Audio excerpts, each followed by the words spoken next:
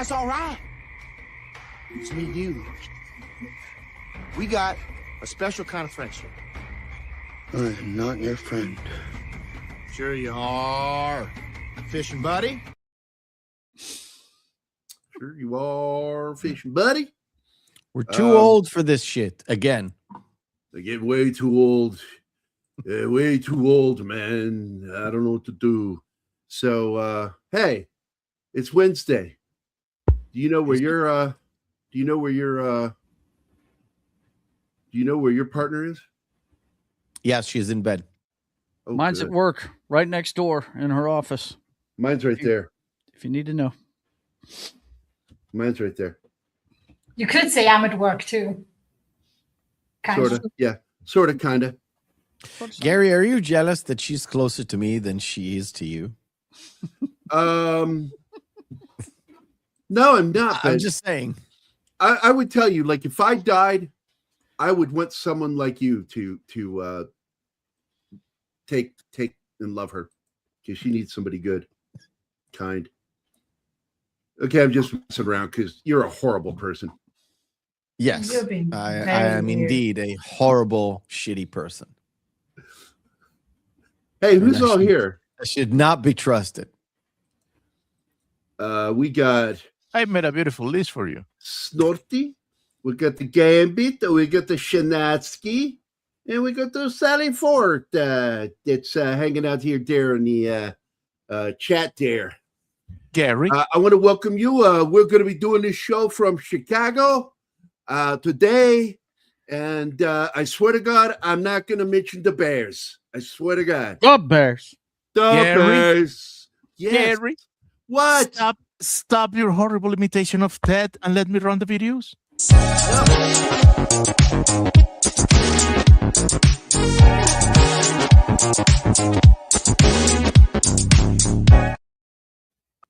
And of course, That's not Sally. Ted, my friend. Ted has nothing to Oh, do no, with no, no, no. Chicago. Hold on. I'll get to it. Okay. Do your fucking Sally Forth video. Pick yourselves up and Sally fuck. Sally fuck. Sally forth. Okay, that's a fucking Boston / Rhode Island accent, my friend. Thank you. But you sound I'm like doing Ted. Chicago. I'm doing Chicago. You're a racist. There's a big difference, Martin. You, mister, are a racist. It's a huge difference. There's a difference between people from Boston and Chicago. Yeah. Got to go from Chicago and get to go up to the stadium there and watch the Bears. You know, because they don't do it like they do on the show, like the Bears. The Bears. Right? It's the Bears. Yeah, I'm gonna go see the Bears. The Bears. Football. I grew up in that state. What was the guy from Years. Cheers used to do that bit on Saturday Night Live? I think his character was Norm. Was he Norm? Yeah, the Yeah. actor who played George Norm. Wendt? We lost him. Yeah, last George year. Wendt. Yeah. We lost Wendt last year. He's the one that did that bit on Saturday Night Live. It was Yeah. him and a couple other guys. John Goodman. Yeah. With Chris Farley and one more. And remember, Chris Farley has a heart attack on stage and starts thumping his own chest. Right. I'm having okay, I'm all right now. Okay.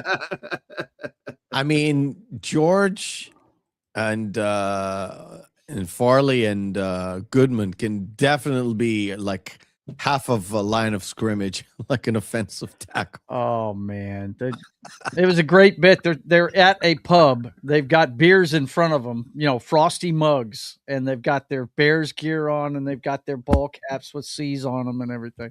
It's a great bit. It's awesome. So this episode is brought to you by Albacore Tuna. And don't forget, this is very special. This episode is main contributor is none other than Wolf Brand Chili and Oreos. It's what's for dinner. Oh, I mean, you're just begging for explosive decompression. Good Lord, bro. And I think the idea came from the fact that there is a recipe for chili that includes dark chocolate. Okay. And I've had it, and it's like, I'm like, oh, this is not going to work. This is going to be awful. And then I went, oh my God, this is really good. It's, in fact, the two best chilies I've ever had made with other things in it that you go, oh, no way. Guinness and dark chocolate. Yeah. I have never had it, but just playing the game Red Dead Redemption, there's a chocolate kind of chili that you can make in your recipe In the pot. game? Yeah, Really? in the game. Oh, yeah. fuck yeah. Yeah. So here again, once again, this episode is brought to you by Wolf Brand Chili and Oreos. It's what's for dinner, baby. I took a little time on that graphic, so I want to keep showing it because it took me about 40 minutes to do. It's a fucking nice ad. And by the way, I prefer chili with no beans. I like Texas style chili. Same Texas here, brother. chili. Same here. I'm with you on that one. I don't mind the extra sauce, tomatoes in it to give it more of a soupy texture, but I actually really prefer less soupy and on top of cornbread. And that's how I like having my chili. I will have Chili, it with beans. Thank chili you. on white unseasoned rice. That's What good he- too. What, Dude, what he yes. said, Oh, what he yeah. said, what he Yep. said. That's And I've done that. beans are a must. Two Look, kinds man. of beans too. Yep. nah. The thing that's wonderful about white rice in particular, or long grain My rice, life. is white rice. Racist. Glide lice. God, you guys are so racist today. What is going on? They're gonna punish us. No, I don't know what they could do worse than what they're already doing. Choking our audience poll. More people would watch. It's everybody. these shows. It's not just Yeah. you, buddy. I Well, mean, let they me were doing it address to you this. before they were doing it to everybody, but they are doing Okay, a lot. Snowdy with So before they Great. fucked you, they were fucking someone else. Great. That makes Oh, it they feel fucked better. me hard, by the way, on the live streams. It's true, isn't it? How's that? There you go. Was I down told from- you, Martin. Just go ahead and Down- do it. We'll work with it. Was Go down ahead. from 100 views to 26. Yeah, it's what they did to us too. Like what our latest video had 100 views in one day. Our last show. So I was like, really? That was Braveheart. Got 100. It one day got 100. Now it's 150. We're still at 78. Oh my God. Eternal Sunshine of the Spotless Mind should be in the hundreds. And it's at 68. God damn, man. On the flip side, I should show you something I found today. Not in views, but in revenue, which will shock you. It's the flip side of less views. I'll show you. It's fucking amazing. Like, is it anti-views? What is it? Show me. No. All of my old videos in January, all of them, like normally the line is like steady like this because my content is like evergreen, right? Mhm. But in some videos, the views are like extra 20 views and the revenue is like this. Holy shit. I mean, it's extra 50 cents because I don't have a lot of views. But if you double that by like 1,000, it's a very decent income for 1,000 views, not 50. Wow. And it's not just one video; it's 6 or 7. It's weird because the views are still like this; they're not like this, and the revenue is like. Boop. You see, when the whole thing with the AI is specializing and taking all kind of jobs, people say, well, we still can be influencers. And now the AI is fucking up everybody on YouTube. Yeah. You're frozen, boss. I mean, for me, it's doubly as annoying because I don't use a camera when I do the regular videos. So, whatever. I really don't care anymore. I think he's more than just frozen. I have to capture this. Yeah.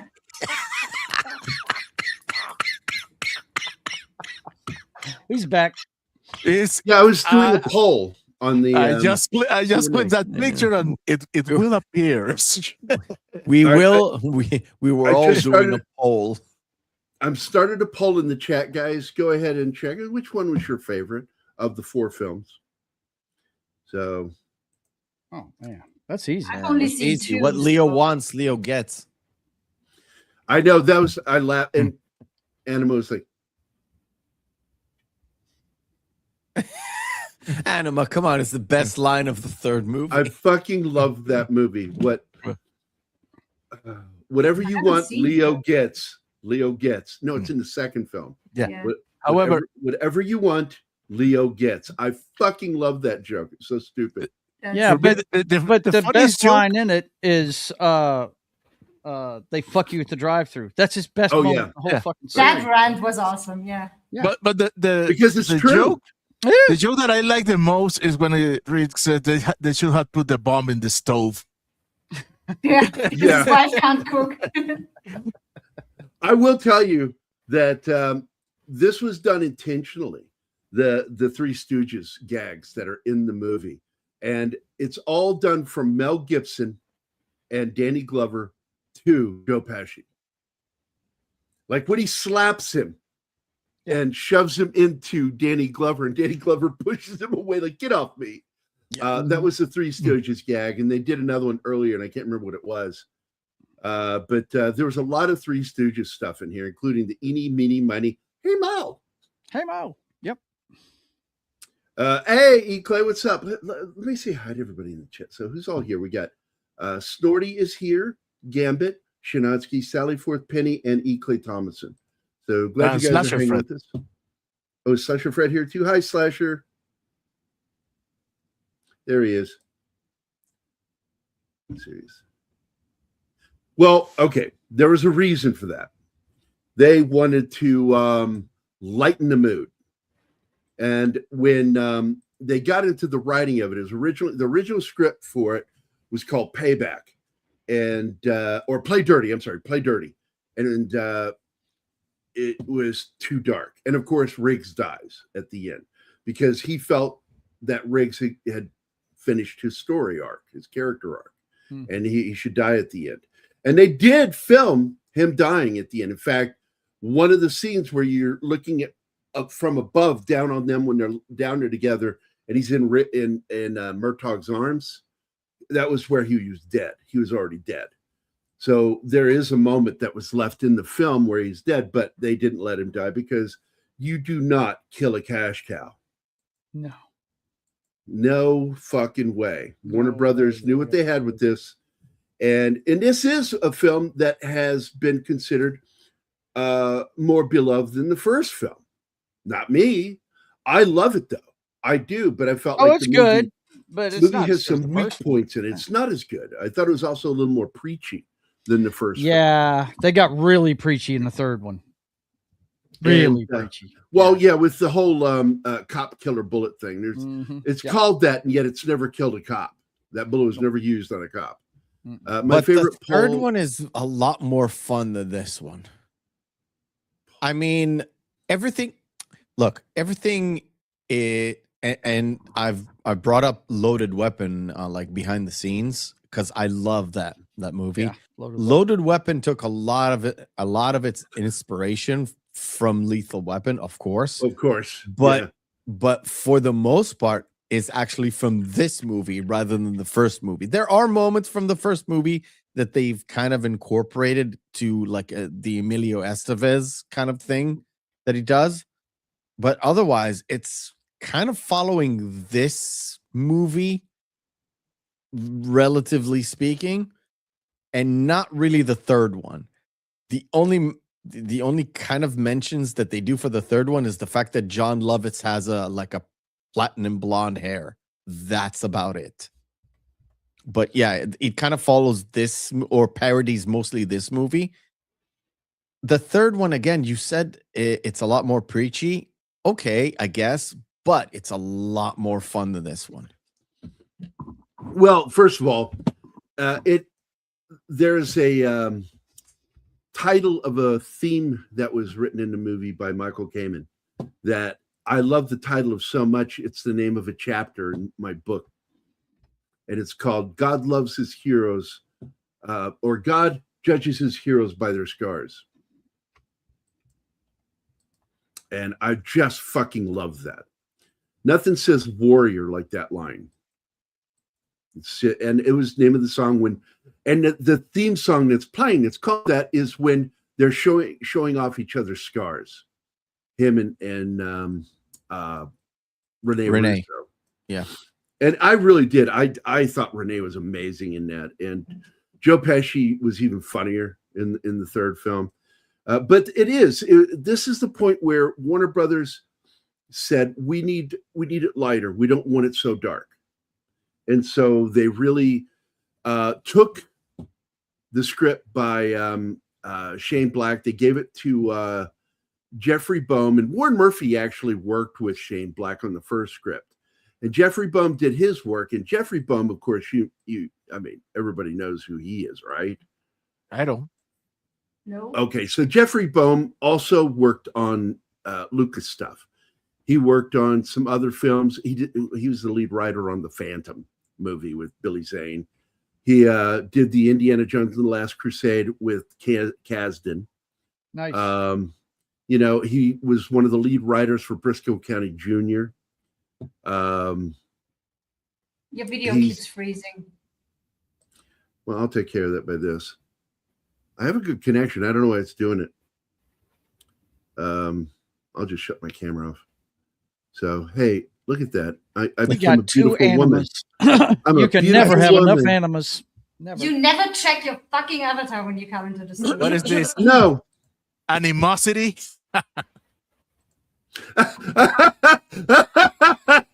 Hey, my wife is my avatar. I mean, And just like that, we lost that's Gary. her. That's her right there. That's half of her face. Jeffrey Boehm also wrote one of my favorite vampire movies, Lost Boys.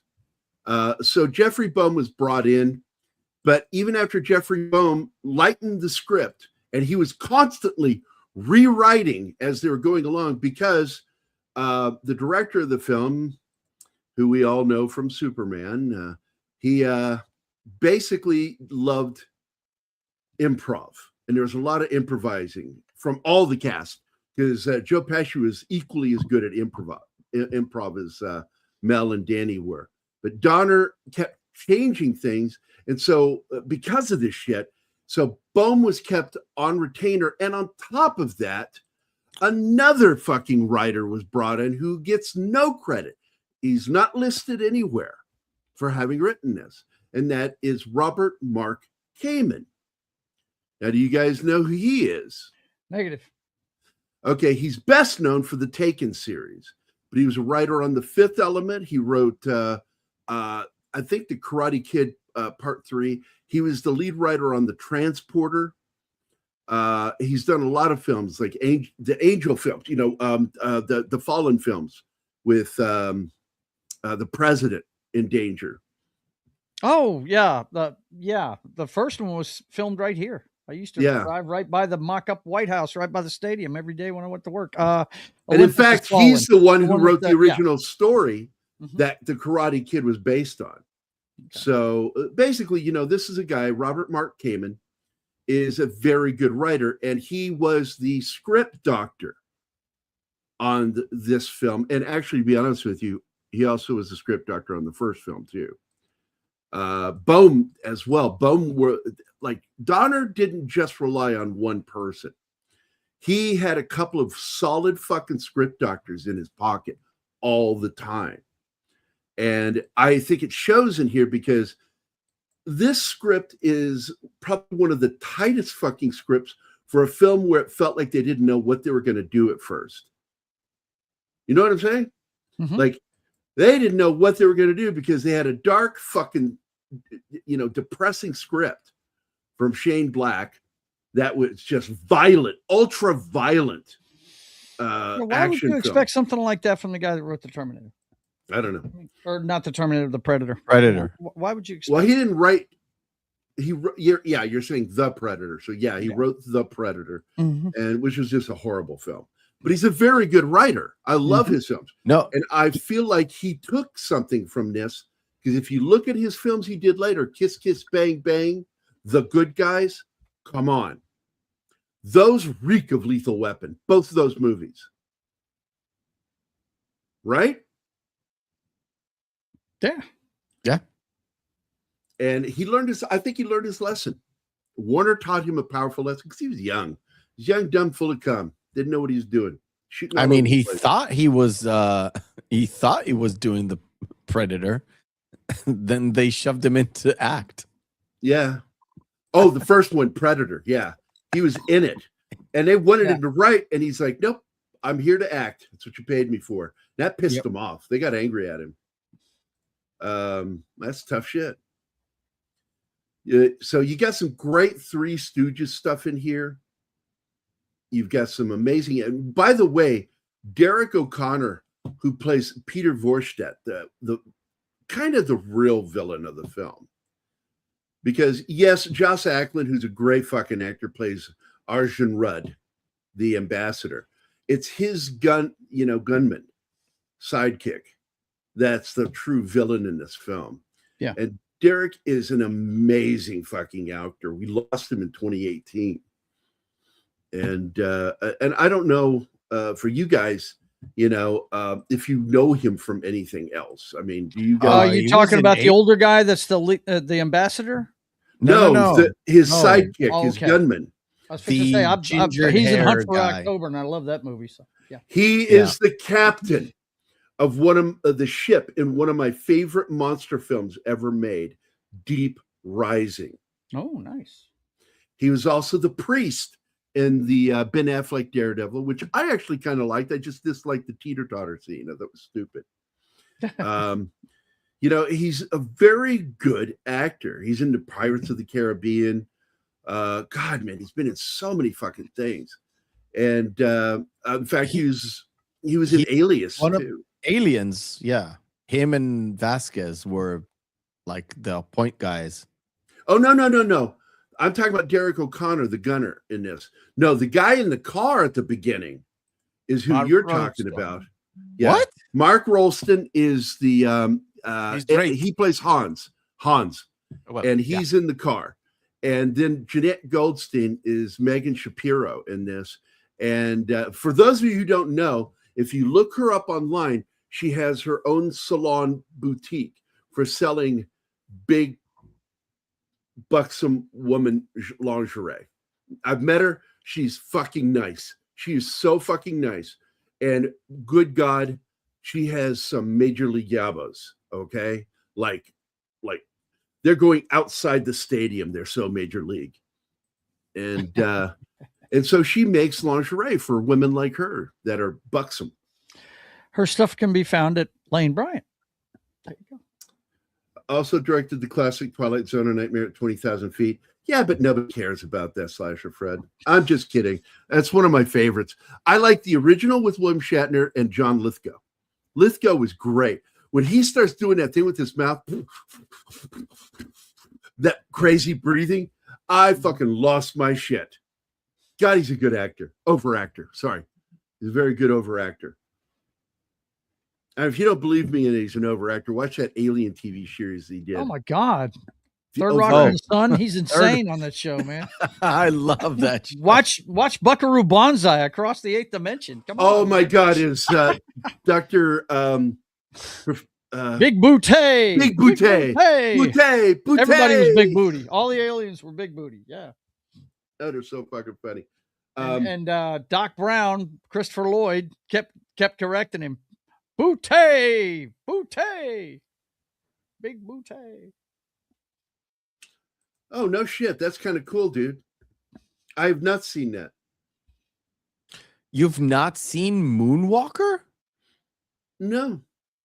Oh, it's classic. No, I did not. I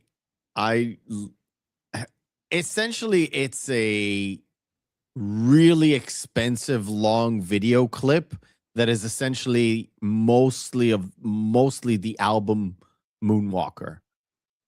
Okay.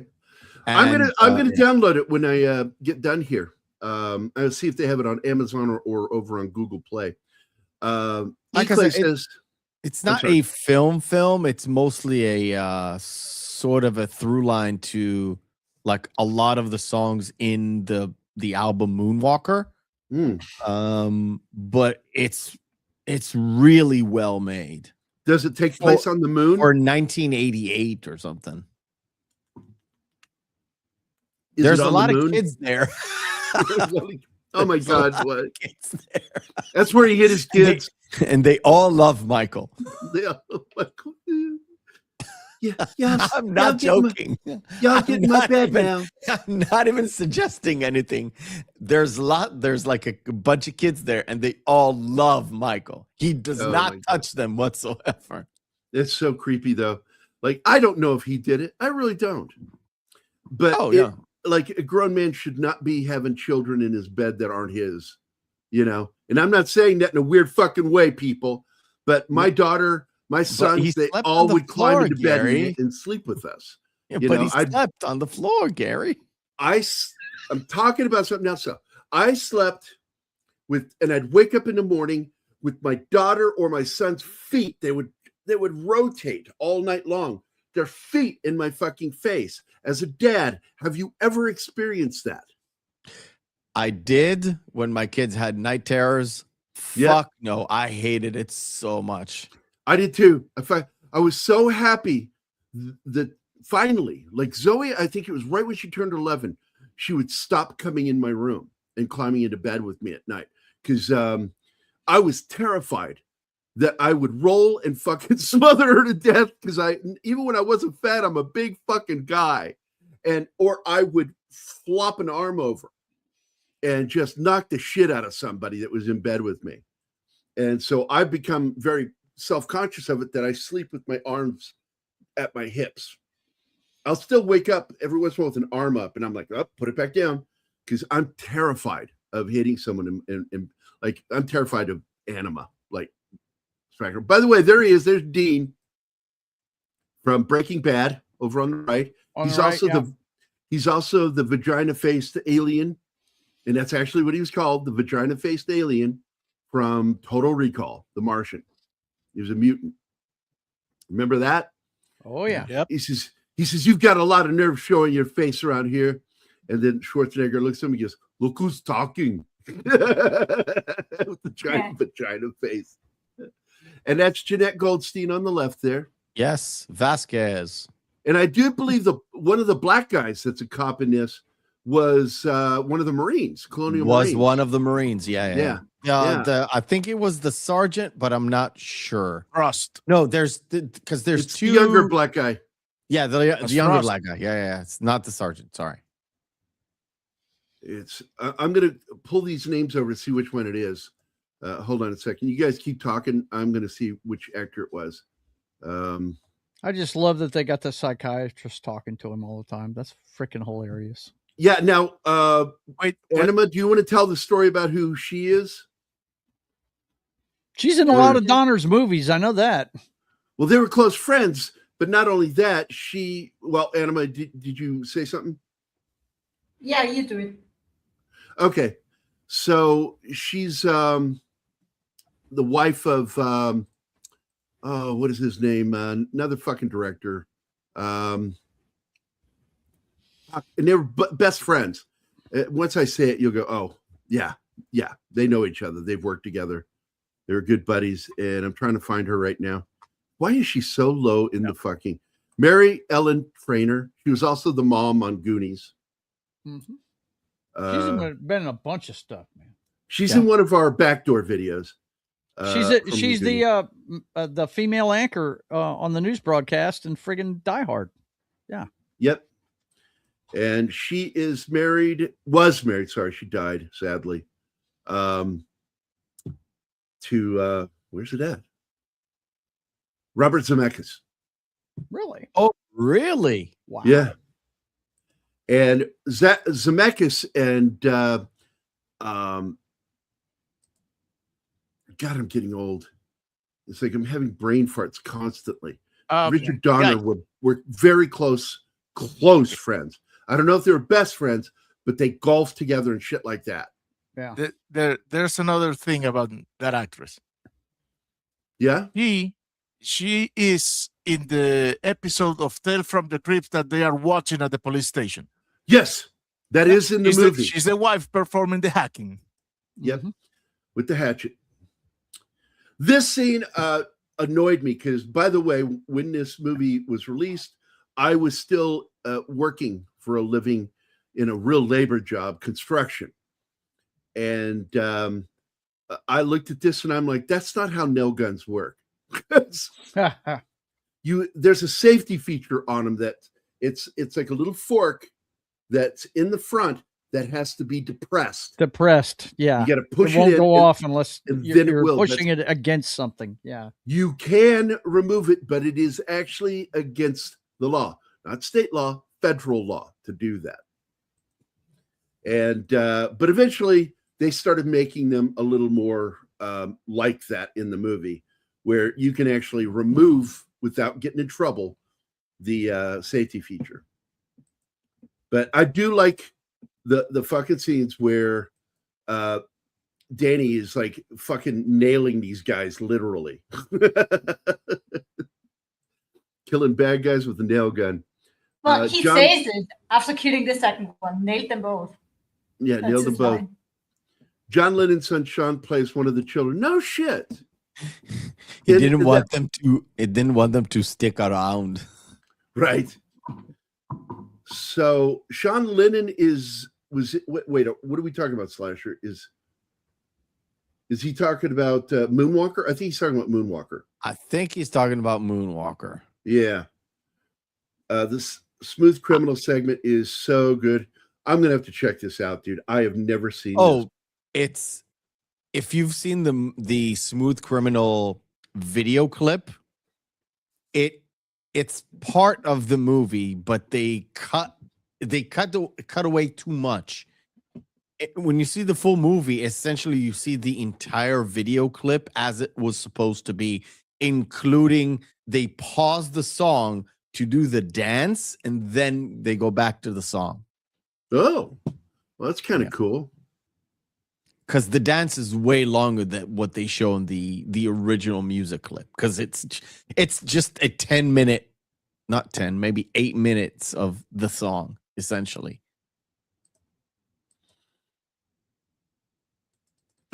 So I do want to talk about something I forgot. I wanted to bring this up. Anima thought that was a dummy for the pool diving board stunt scene. And I'm like, no. That was a real stunt double. You actually see Jeanette run out and do the first jump up. And immediately it cuts to a different angle. And that is the stunt person. I could not find the name of the stunt person, but I do believe it was a male that actually did that stunt. And it's not the first time that's happened in the film. Like in the movie Blade Runner, when what's her name? The blonde. Daryl Hannah. Daryl Hannah was a gymnast, and she tried to do them, but she couldn't do them fast enough. So they brought in another female gymnast, and they shot the scene so long that the stunt actress was too exhausted. She couldn't do anymore. So then they hired a tiny male stunt double, a gymnast, to come in, and the actual somersault you see in the movie was the male stunt double in Blade Runner. And in this one, that is, as I recall, I couldn't find proof of this, but I am sure I heard at the time on one of the special features that it was a male stunt double that did the flip that going through the air. And because the arms and legs were extended the way they do, Anima thought they were. That was stiff as a board. That's why I thought it was a dummy. But that was the stunt man doing that stunt, flipping. Like he was supposed to look like he was going to dive. It was why he was in that position. Oh my God! This is when Hans dies. This is Ken Ralston, his death scene, and or Mark Ralston. Mark is another Blade Runner person, by the way. Mark was the Roy Batty character in the 1997 Blade Runner video game. He was the replicant, along with his team of replicants that escaped to Earth, that the other Blade Runner had to hunt down in the video game. And I love Mark Rolston. He's like one of my favorite actors. Oh, yeah. He really is. And I love that he and Jeanette have that history because they played best friends, comrades, what do they call it? Battle boo. My battle boo. You ever heard that? Anybody heard that? Battle boo. Yep. Fucking love that term. My battle boo was Julio. Me and Julio down by the schoolyard. Fucking Julio. That was my battle boo. Warmer days and clear night skies to the PCM tribe. Genghis, it's so good to see you, man. It really is. Glad you're here. It's always in sunny in Philadelphia. The gang loves Lethal Weapon. Yes, they have remade it twice on the series, Lethal Weapon. That's and awesome. It's never good. It's always bad. Charlie fucking puts the wig on. Oh my God, fuck off, man. That shit's funny. I love Charlie Day. Although he was struggling with his personal issues, Black still managed to write the first draft along with his friend. Yeah, Warren Murphy. That's what I was talking about earlier, Gambit.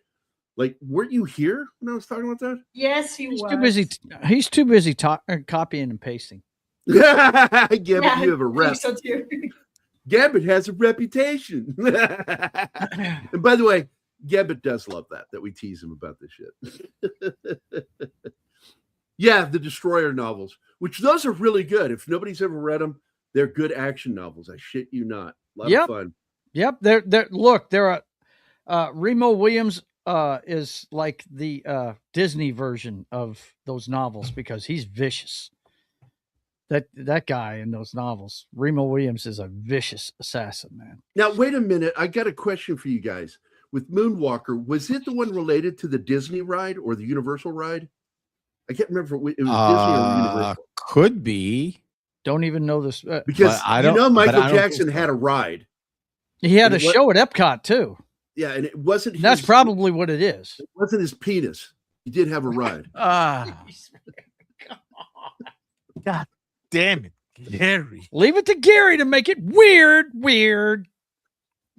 And outside the ride, there was a sign that says, you have to be this tall, like 3 foot, to be on this ride. You have to be under this height to ride this. I don't remember who said it. There was a comic that had a bit about it. Maybe it was Chappelle or Chris Rock. It's like, you have to be this tall. You have to be this tall to ride Michael. Yeah. Don't enable him in math, please. No, but it proves that the joke was funny because Chappelle did it. Okay, I love that. I think it was Chappelle. I think. I only watched a few episodes of the show he had. The one I watched for sure was the one where he is the only black guy that joins the KKK. Oh, he's blind. That's literally the first episode of the Chappelle Show. It's Cletus something. He has like a real redneck name. It's so fucking funny. And I remember that one. It's one of the best skits ever. And there is, I'm trying to look for it right now. Wayne Brady. Okay, Wayne Brady was the guy. Because Charlie Murphy kind of fucking, or not Charlie Murphy, the older black comedian, talked shit about him on the show. I'll tell you in a second. Yeah, Chappelle did not like that. And so he asked Wayne Brady on the show. And it was one of the funniest skits I've ever seen in my fucking life, where Wayne Brady is a fucking gangster in this fucking one. And I think it's Dornell, but I could be mistaken. No, I'll look it up real quick because it really doesn't matter. No, because I want to remember this guy. This guy was a great. Oh wait, I didn't even have to look it up. Dick Gregory. I think that was the guy. Oh yeah, I know what you mean. Dick Gregory is the one who talked shit about Wayne Brady, calling him white. He's an, what do you call it? Oreo, black on the outside, white on the inside. Isn't not that I'm going by shades, but isn't Dick Gregory a lot, let's say, lighter than fucking Wayne Brady, who is No, I stand extremely corrected. black? It's Paul Mooney. Paul Mooney. Paul Mooney? Yeah, Paul Mooney's Why? the one who called him a cracker on the inside. And I was like, man, that's dirty.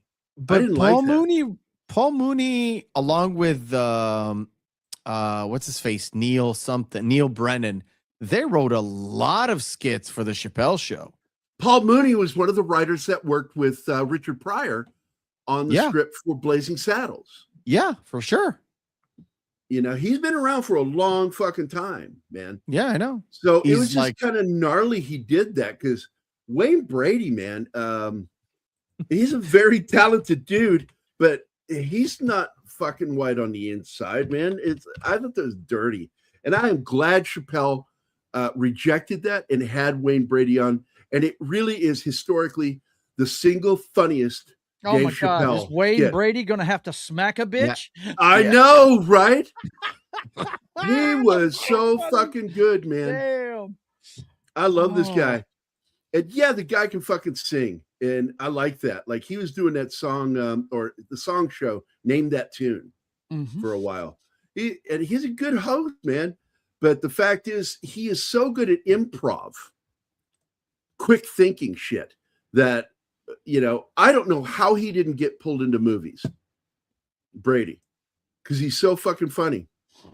I think like a lot of actors or performers in Hollywood or that sort of a circle, he kind of got pigeonholed into that show, into Whose Line Is It Anyway? And from then on, it was really hard to break. Well, it's a form of rank. typecasting. Exactly. It's a form of typecasting. So when Chappelle put him on that show, it was so funny because it was so like 180 to his image. Oh, yeah. Not him, to his image. That was great. It was great. It was awesome. Oh, that's right. Yes, he was. Dean was in Starship Troopers. Yeah, he was one of the recruiting officers taking names down. When the original Shane Black screenplay was changed, he left the series. Yeah, he didn't feel it was right. He didn't like what they were going to do, and he pulled away because he even offered to give them their money back. He felt so bad. You know, he's like, this is not my movie. By the way, that's Richard Donner's cousin. He's in a lot of his movies too. Yes, he is. He was in the original Superman. Yeah. Mm-hmm. And Donner likes to work with the same people. Yeah. We lost directors got their own crew. Yep. Yeah. He died, I think, back in 2018 or 2019. So we lost him and Donner in the last 10 years. He was also either the lieutenant or the captain that is berating Stallone at the very start of Demolition Man. Really? After he caught Wesley Snipes and the building like got exploded, he's the guy who's like, "Why did you do this? Why did you do that?" And then somebody else comes in. Oh my God, there's a lot of bodies inside. But his most famous line is, "That's one bad hat, Harry." Yeah. Oh my God, yeah. So the guy's name is Steve Kahn, and he's a very good actor. I don't know why he's not in more films, in his life. Mm-hmm. He was only in 43 movies. He was also in 16 Blocks, which I really like that movie too. I was just talking about it for Bruce Willis. We should do that film. Again, directed by Richard Donner. And do you guys remember that movie where he's got to transport a criminal 16 blocks and he's got a team of I've heard about corrupt cops? Yeah, 16 blocks. Yeah. I fucking love that movie, man. I really do. And by the way, does that not remind you of another film called Mile 22? Haven't seen that yet. Where they have to transport that guy that may or may not be a terror guy, okay? And they got to transport him to a plane, and they find out at the end, right at the very end, as he's boarding the plane, that he's a bad guy, and it's too late. He's on the plane. But what I swear to God, this really fucking happened. I'm in the theater watching Mile 22, and it's the guy that did The Raid, the martial artist. And he turns in the doorway of the plane and looks at Mark Wahlberg and says, "Say hello to your mother." And I fucking lost my shit. And I start laughing. And I realize I'm the only person laughing in this theater. I'm cracking up. And I turn and looking like nobody got the fucking joke. Just like you guys. You don't get the fucking joke. And how do you not fucking know this? Andy Samberg made his career doing the Mark Wahlberg skit where he talks to animals. Mark Wahlberg talks to animals. And every time he talks to an animal, "Hey, how you doing?" "Okay, well, say hello to your mother." Because it's something that Mark Wahlberg used to say all the time. Say hello to your he mother. does say that a lot. He does. And it's so fucking funny. And so at the end of this movie, he the character says turns and word says to it. your mother. He says No. word to your mother. No, he says, says say hello he to your says, mother. He does hello say to your mother. a lot. Say hello to you. Like he knows you. Like, yeah, say hello to your mother. It's a Boston thing. Yeah, You would very understand, Boston. And God, that was so fucking funny. And nobody fucking gets it. And I'm like, how do you not, like, Andy Samberg made his career on that fucking joke of saying that all the time. Who's Andy Samberg? Andy. You are the worst Jew I've ever met if you don't know who he is. I know who he is, but I've never watched any of the SNL skits. Yo, go. Well, you've seen some of his stuff like no, I've Brooklyn seen Nine-Nine. Lonely Island, which is SNL adjacent. Yeah, and you've got his Brooklyn Nine-Nine show, which was good until I've the last never three seen seasons. one episode of that show. Well, the first essentially, 3 seasons are great. I've seen 10 minutes of that show, and I was like, nope. I liked that show because it's a parody to your procedural cop dramas. I understand meth because I was in that camp, but my daughter started watching the show. I saw a clip, a little segment. I said, I don't like it. But then I gave it the shot, and yes, I ended up liking the show. And what's funny about it is why I watch the show is not Andy Samberg, even though I do enjoy him. I watched the show because of the sergeant, Terry Crews. Yep. I fucking love that dude. And the captain. The captain was awesome. Oh, dude. Yeah. Look, that was the last thing he did before he died. Andre Bauer. Oh, Bauer was such a good actor. He did a weird film with Huey Lewis, of all people, about what is it called? Competitive singing, where you go to the bars for money to be in contests to sing along with songs that are being played. Karaoke. Thank you. Karaoke, is someone told me. Karaoke. Karaoke. We're Americans. We say karaoke because we understand vowels.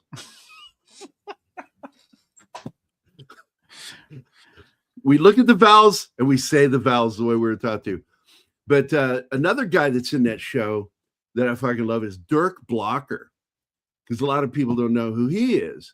First of all, he was on the original Bob Black Sheep series. He was one of the he was one of the guys, part of the team. But he is also the son of the actor who played Hoss on Bonanza, Dick Blocker. That's a horrible name. Yeah. Yeah, Dick Blocker. Come on, man. Are you serious? His name is Richard Blocker? Dan Blocker. It's Dan Blocker. But yeah, Dick Blocker. Like, oh, fuck. Who wants that name? Don't name your kid Richard Blocker. That would not be good. When the original you were thinking about Rooster Dick Blocker Conrad, would that's not why. be good either. Okay. One of the movies that Joe Pesci was in was a movie called we're probably going to do that film for Joe Pesci's week.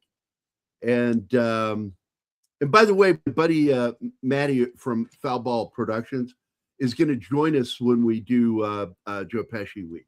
I don't know if he'll be here the whole week, but he's definitely going to be here for at least one of the films.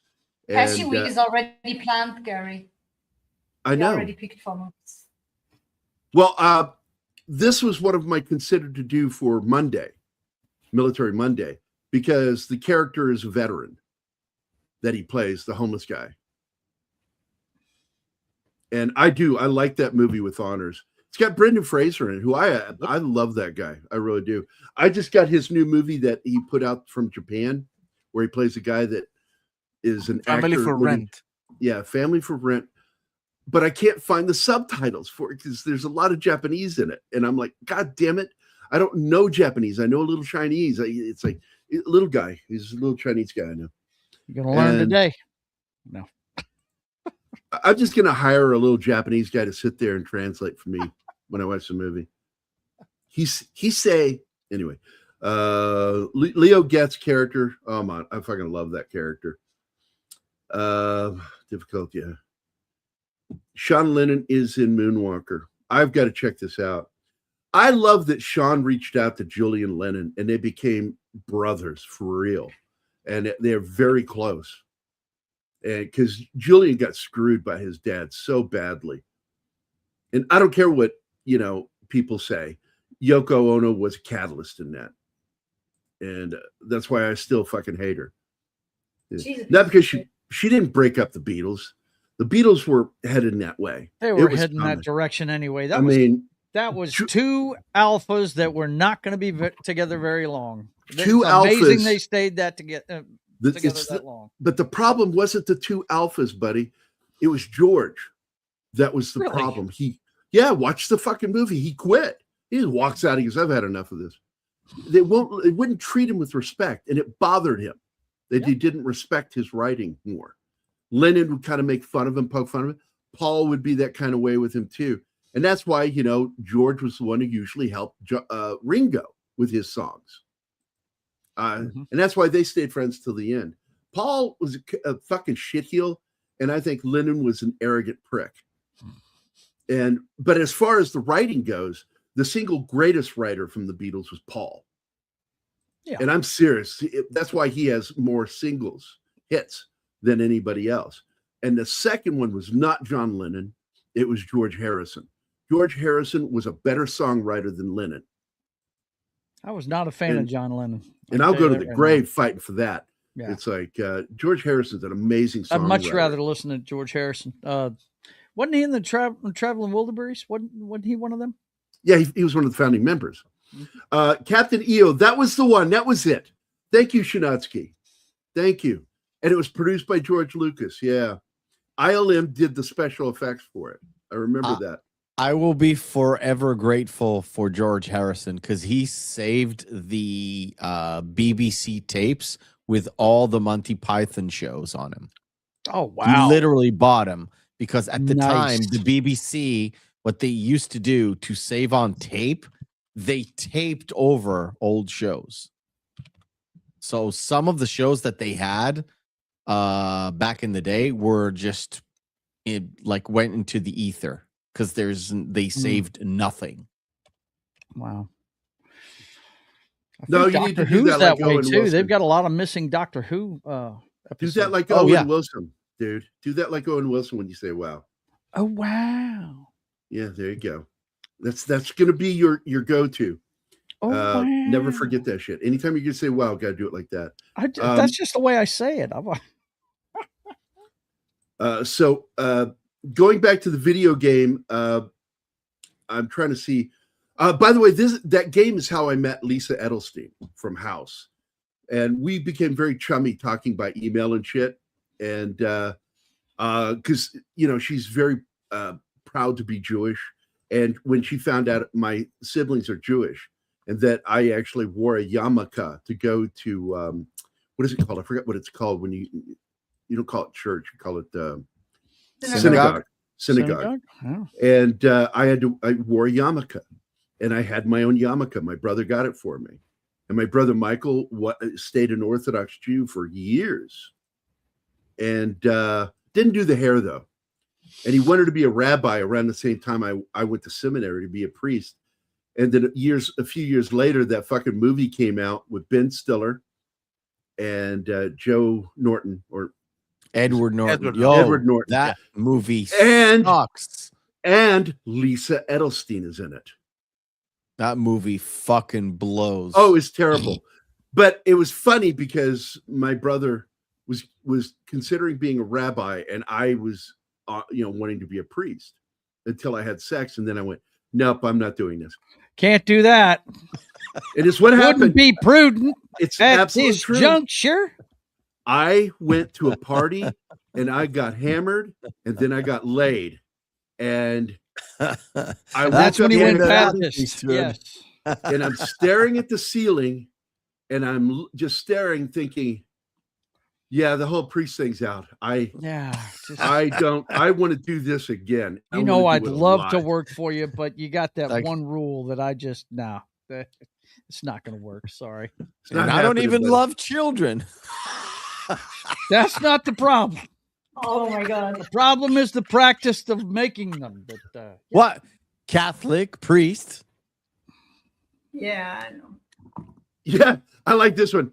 Yoko Ono is alive to this day, but not to me. She's dead to me. I don't like her. I don't care. She also drinks the blood of children. Sorry. John Lennon was he a good idea guy? He had great ideas for songs, but sadly, he never learned to sing correctly. And he would lose his voice. One live performance, he'd lose his voice because he's saying from right here instead of the way you're supposed to from your diaphragm. And that's for you girls out there that still use those things.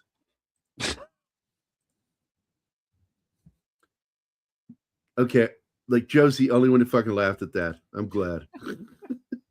Joe got it. I know what you're talking about. I was just not laughing. Sorry. Yeah, I can't laugh at that. Sorry. So this is the surfboard scene. And one of my favorite little throwaway lines he throws, he goes, oh, wow, what a wipeout. Yep. As he's walking up to there and sees the surfboards killed the guy going through the windshield. I was like, that was great. That was a great joke. Wipeout. Mm-hmm. All right. It is midnight. So before I turn into a pumpkin, or when I turn into a pumpkin, I'm going to go to bed. So I loved not talking about this movie at all with you guys. That's what the show's about. But I did enjoy myself. We just put the slideshow in the background, man. It's always fun. It's always fun to be around. I'll try to be here on Friday, but I don't promise anything. All right, buddy. I'll see you later, man. Thanks for coming, man. We appreciate it. Take care, man. I did love watching the movie again. Oh, fuck yeah. Always back. Always good to watch. Right? See you guys. And don't worry, we got some good trivia out. We got trivia out. Okay. Yeah, a little bit. This is one of my favorite moments in the film. They walk up and he says it the first time, diplomatic immunity. Yeah.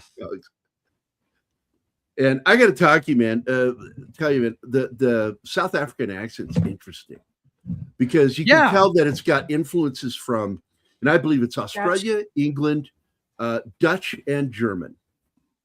Just a mishmash to create a fucking accent. It's a brutal accent. And I would imagine it's tough to do too. You know what I mean? And if what's tough to do is Afrikaans, the language that they speak there, because it has a lot of clicking noises, and it's the weirdest thing. I was watching an interview with Matt Damon the other day. I think it was Matt Damon. Yeah, you Matt need to say Damon. He was on not the Joe Rogan show he did recently with Ben Affleck, but he was on Conan O'Brien's podcast, and he was talking about how Clint's a one-take guy and all that stuff, you know. And he said that he had a dialect coach working with him every day to try and get that dialect down so he could speak it correctly. And when they were filming Invictus, you know, he said it was tough. That's one of the toughest accents he's ever had to try and do. Because it's a distinctive accent. Once you've heard it, you know they're from South Africa. You know what I mean? Yep. But I get the German influence because the Boers, the money they find, it's called Krugerrands, right? Isn't it? Yeah. And that sounds very German to me. Well, that's actually Dutch.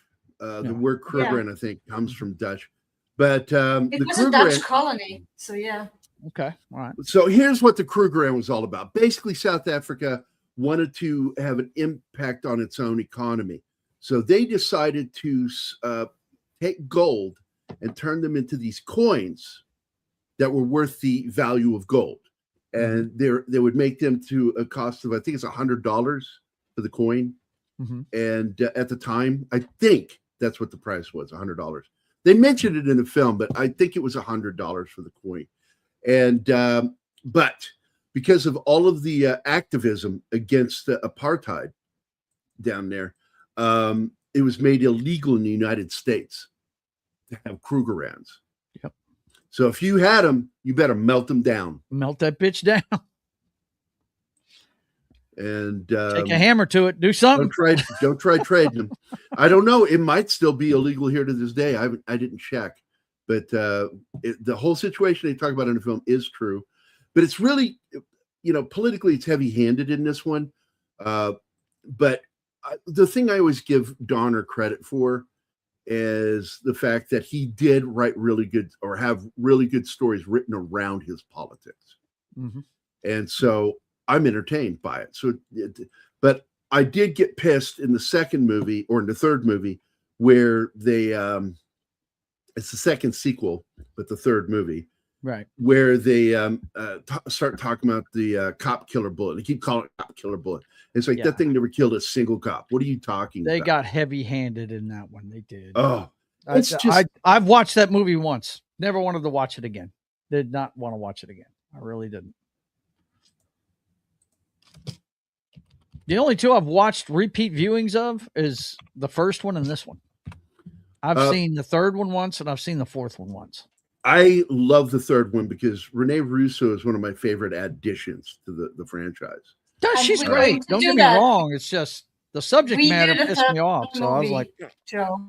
What, baby? What'd you say? We're doing the third movie in the Pesci week. So yeah. Tough shit for you because that's Wednesday show. Yeah, motherfucker. Yeah. I'll have to watch it again for the second time in my life, I guess. We're doing Lethal Weapon 3, and then I'm going to do this. I'm going to be humping through the air going, yeah, bitch, take it all. They just went a little heavy-handed with the urban shit and the cop killer bullets and blah, blah, blah. Okay, whatever. They're arms deep. I did laugh. They're already bad guys. We don't need all this shit. Oh, come on.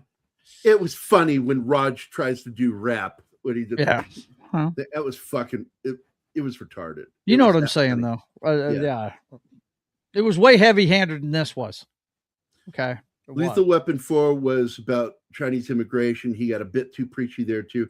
And I did not think it was that good a film. I had some problems. The only reason really to watch that is because Jet Li's in it.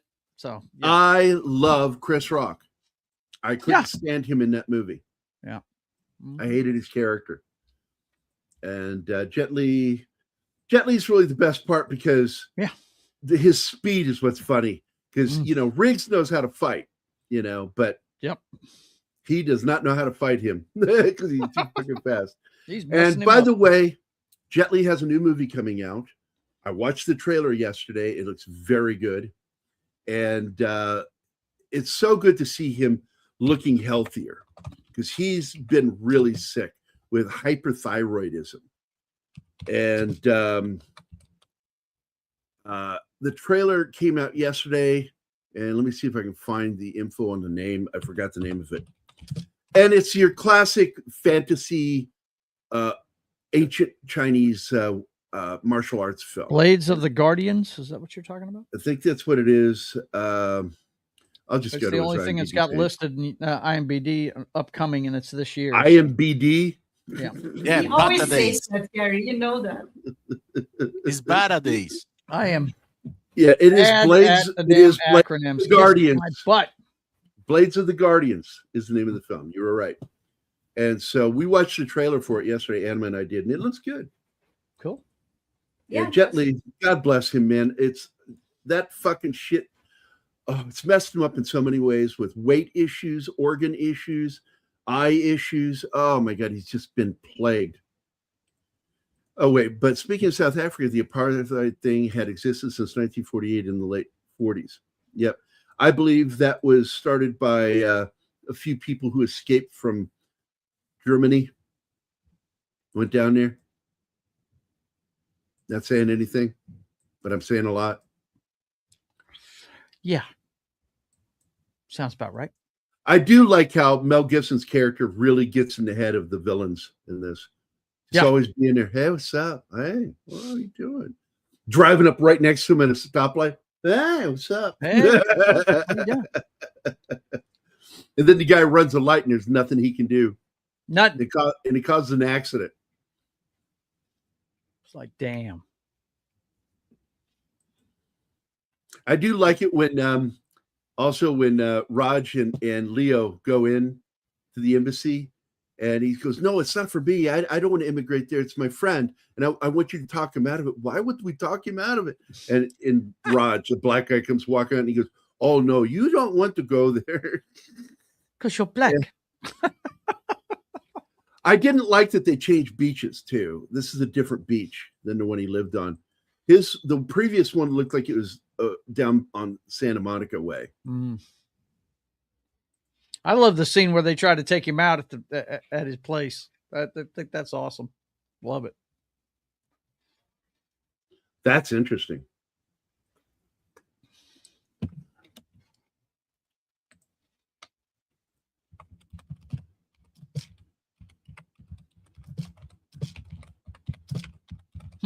Yeah, that is interesting.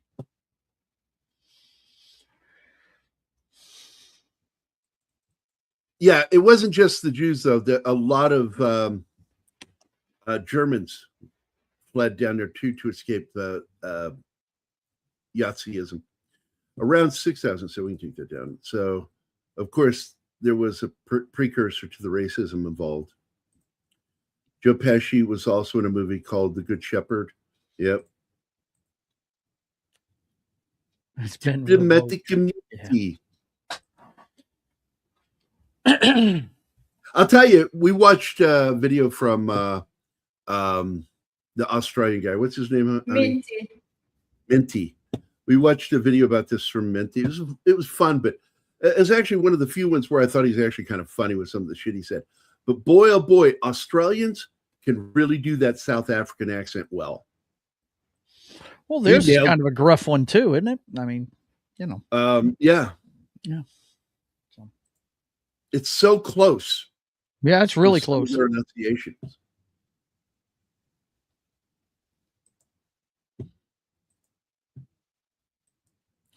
So, oh, by the way, the song I was talking about earlier, was it Gambit? Yeah, Gambit. I was talking to you about Paul McCartney. The song is Baby, I'm Amazed. I think it's one of the greatest love songs ever written. I just fucking love that song.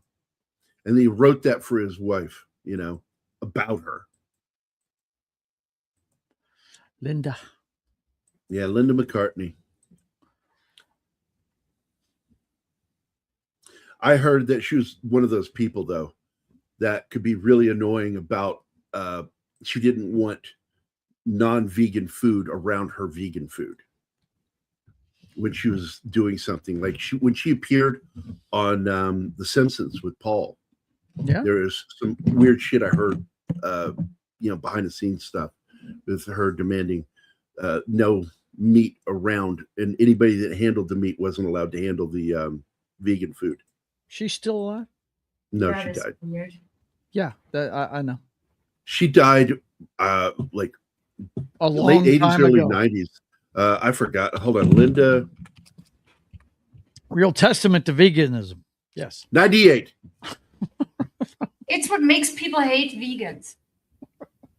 What I did when I turned vegetarian, the only thing I asked from my mom is not use the same spoon to stir the pot with the meat and mine. And I think that is a reasonable request. Other than that. And then ironically, she said, well, my preference is to use like a long beef bone, like a rib to stir it with. Yes. I even cooked sausages for my brothers when they were too little. Oh, you took care of yourself, baby. But yeah, also, I'm not weird about being a vegetarian. Then you're not a true vegetarian. She's not Oh. weird about being a vegetarian. She's just weird because she's a vegetarian. Now you sound like my dad, because he insists to this day that this is why I'm so tiny, that I stopped eating meat at 10. And he never ate much Probably. before that. A vegetarian is a cool person. A vegan is an activist. Okay. Just saying. Some of them, Oh. they are loud. I know a lot of nice ones. By the way, that scene, Gambit, is one of the other Three Stooges gags, where he goes, "Eeny, meeny, miny, hey Mo." Hey Mo, blam! And then shoots him. I just go crazy sometimes.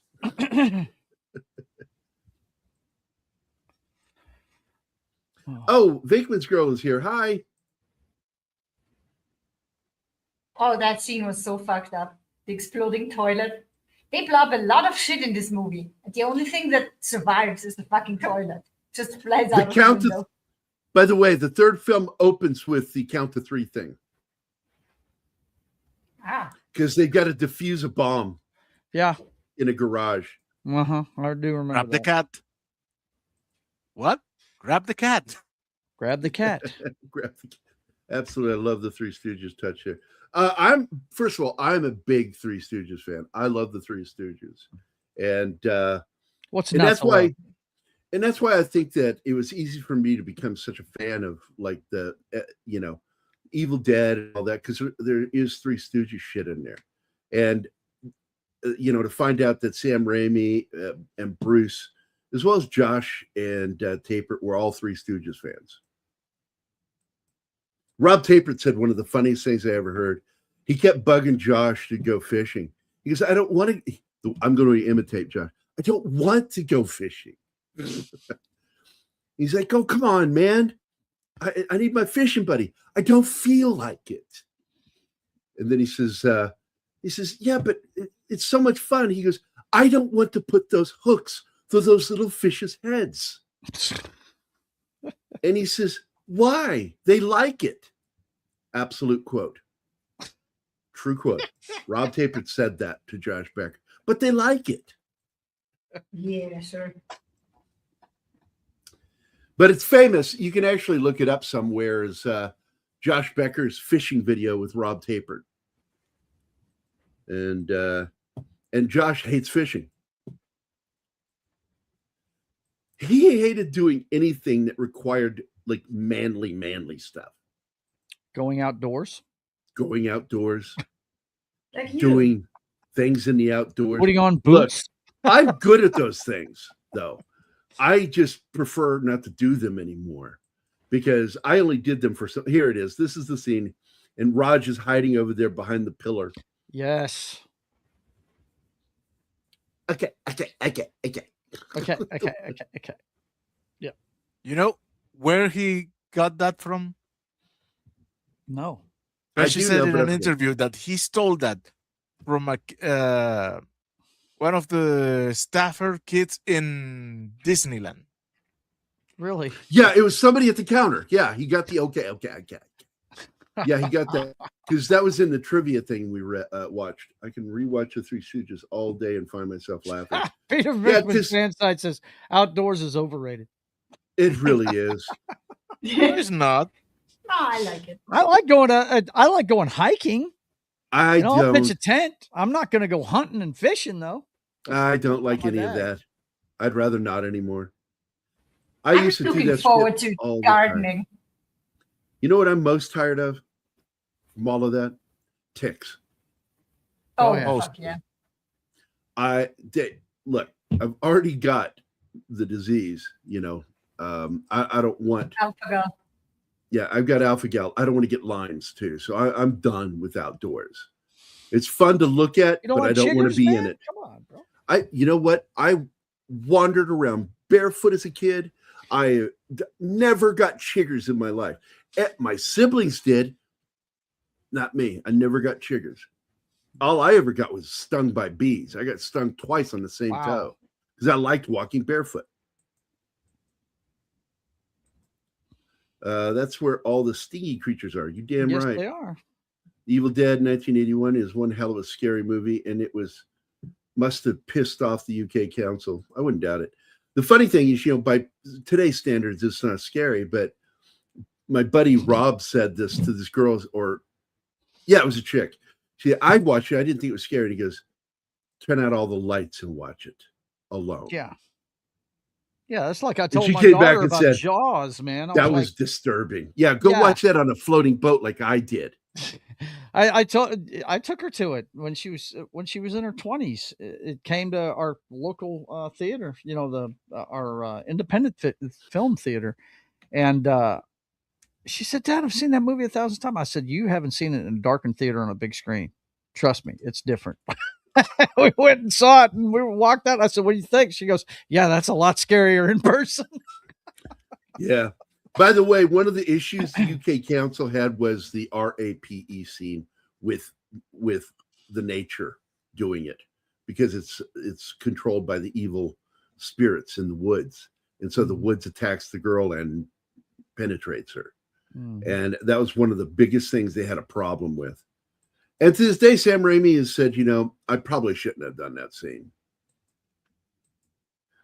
But I thought it was one of those things that was really visceral and scary in the movie. That girl has no control, and the trees are holding her down on the ground, tearing her clothes off. Yep.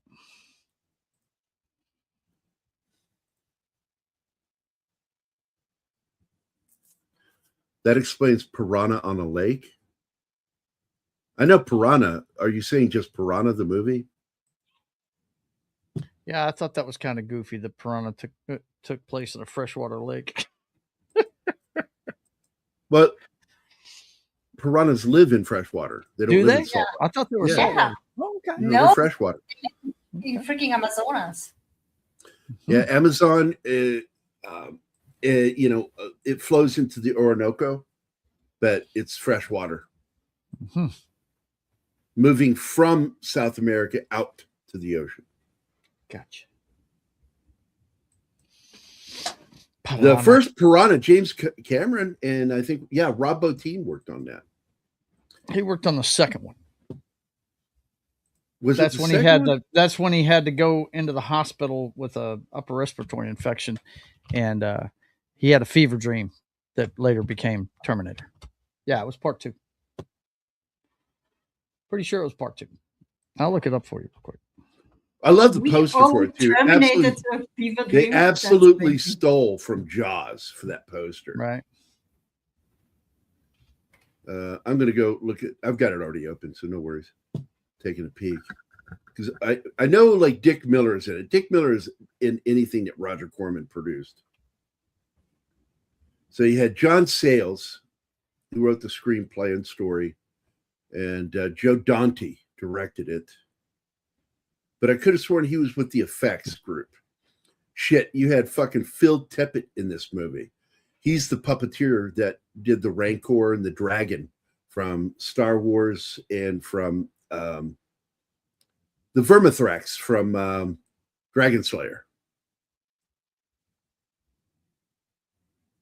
Yeah, editors Joe Dante, Mark Goldblatt.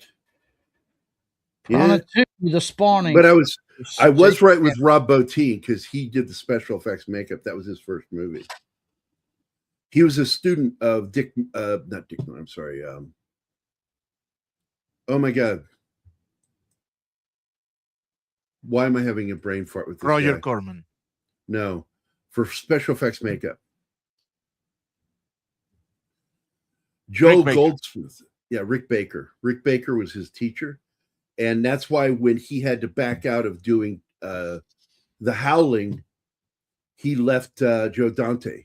Left Rob Bottin behind to take over doing the visual. The physical prosthetic effects for the werewolves, and that's why also the bladder effects and everything, the snout stretching, that was all originated by Rick Baker, and Rob Bottin followed through, designed his own werewolf, where he had the bipedal werewolf, and where Rick Baker instead did the quadruped.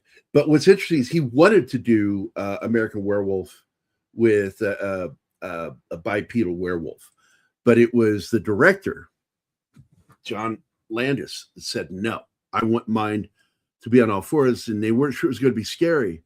They learned when they did the very first shot of this thing on camera. You guys remember what that scene was at all? Or do you know this? Okay.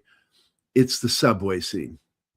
When he stumbles and falls down on the escalator, and you just see the werewolf's head and paws come into camera walking. Yeah. And then it cuts to him, and the werewolf is the camera going up to him. Oh, look, I just got goosebumps. Yeah, that's good stuff, man. American Wolf in London is something else. When I talk about certain things, dude, like that, I get fucking chills because I'm so in you're love passionate with it. about the subject, bro. I am, man. I really am. This is the depressing thing with that jacket. He's letting her wear it, and she dies in it. She wasn't originally supposed to die. In fact, the movie was supposed to end with a Thanksgiving scene where he takes her to dinner and warning her that the turkey's going to be terrible.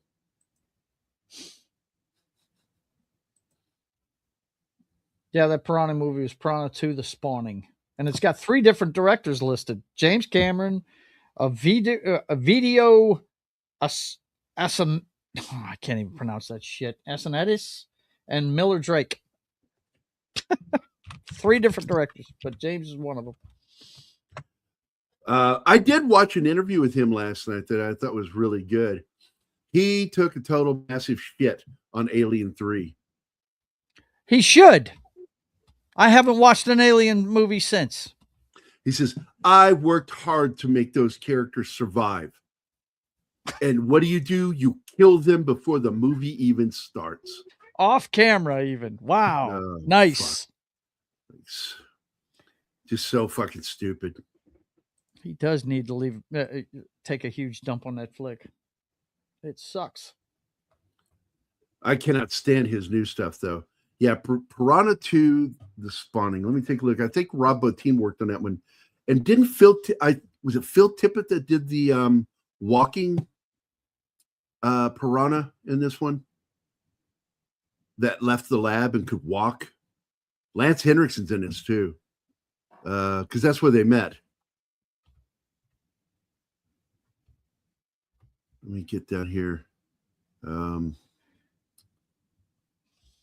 God, I love looking shit up on these movies. The Spawning. It's like, what if these things spread? So yeah, screenplay by Charles H. Egley, James Cameron, and Ovidio de Osanitis. That's the one I could not pronounce with a shit. That's a hard fucking name. Yeah. And both he and Miller Drake were uncredited as directors because the primary director was Cameron, but they all helped. Probably second unit stuff, I would bet. And I need to go look down on effects real quick. Art direction. I'm looking for special effects. Nope, it wasn't him. So it was Gilberto Carbonaro and Antonio Corridori who did the main ones, with Giannetti Di Rossi doing the prosthetic designs, and Gino Di Rossi who helped them do the I guess they're related. It's Gino Di Rossi, or it might be the same person using two, changing the name slightly. Because Gino's usually like the nickname. Mm-hmm. And Alan Apone, just like the an alien, yeah, the gunny sergeant in Aliens. And Mario Casar was one of the special effects technicians on this. No shit. You guys know who he is, right? Mario Casar. No. Oh, he worked on a lot of special effects for like Troy back in 2004, Dinotopia, Helen of Troy. Yeah, the guy's a serious effects guy. Mario Casar. No shit.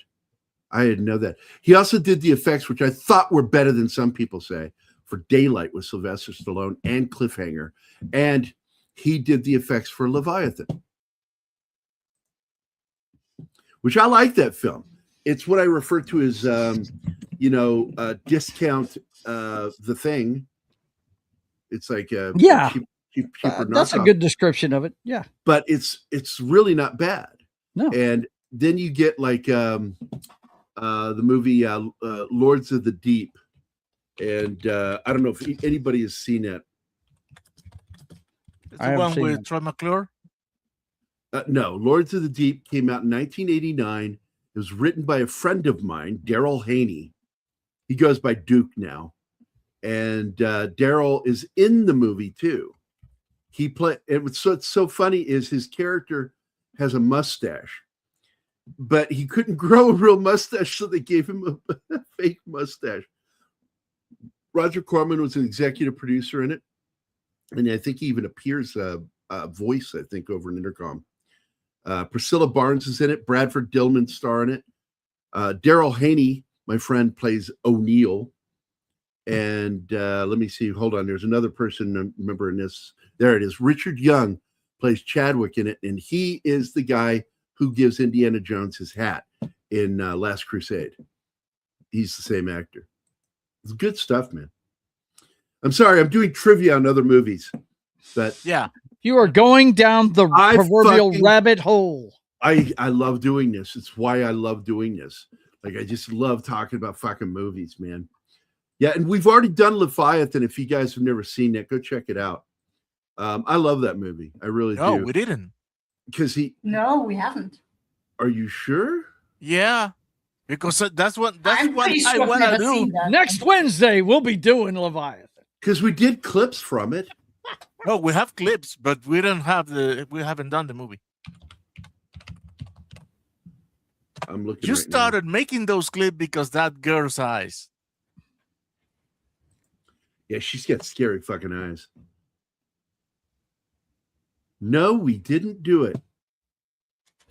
Yeah, I know. I have never seen it, so.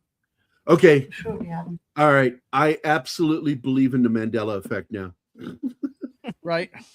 Don't you I have swear a to God, I sci-fi thought show we you did do that on the one. weekends? That's perfect for that, man. Well, that's what we're going to do. Saturday. Well, Fridays are good for sci-fi too, because I have Sci-Fi Friday and we have Sci-Fi Saturday. And there you go. As we do these movies, I want to focus like this Saturday, we are doing Monster Summer with Mel Gibson. And it's a fun coming of age movie. I enjoyed the crap out of it. You got Kevin James in it too. God damn, the kids are so enjoyable in that movie. I like that movie. Piranha 2 was what James Cameron. No, he absolutely did. He got sick and had a actual literal fever dream. Yeah. And that's where he had the Terminator thing. You brought that up earlier, Joe. Yeah, I saw him talking about it in an interview one time. Yeah, I'm a big Terminator fan, man. Yeah. Our show doesn't actually exist. We are part of the Mandela effect. In 10 years, you're going to go, hey, there is this show on YouTube, but you'll go look for it and it's all gone. I think it was where they never talked about the actual movie. Like that. Yeah, they would do movies, but talk about other movies. Yeah. They never talked about the movie that they were covering. Yeah.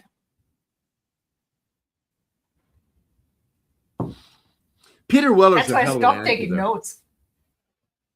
Peter Weller, man, he is a really good actor. I don't understand how he hasn't had a bigger career, but he could make a living on the convention circuit for the rest of his life. All the shit he's been in, man.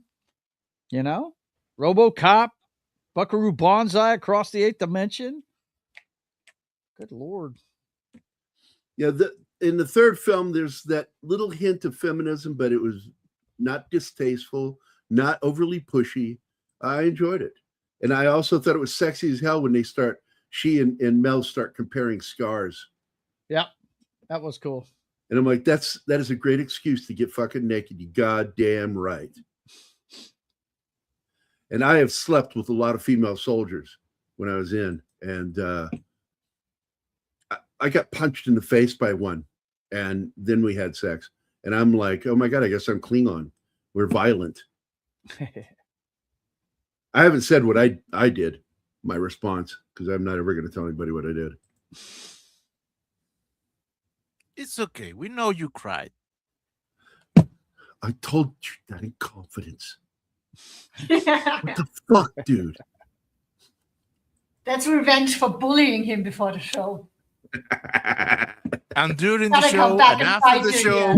They're Yeah, I doing know. it constantly. It's unstopped. it It's like never stops. it's always there. Love Leo gets it. He is a nuisance, but he's so adorable that by the end of the movie, they're afraid for him and they care about him. And they hug him and shit. I love that shit. I love the end of this movie. And I love that they brought him back to be in the other films. Yep. Like he's an But he uncle doesn't now. want to go away. He got so used to them. He didn't want to part ways. Unknown Origin is a good fucking movie, dude. It is. Have you ever seen it? Anybody? No, I not yet. don't think so. It's in my list. Let me just pull it up real quick.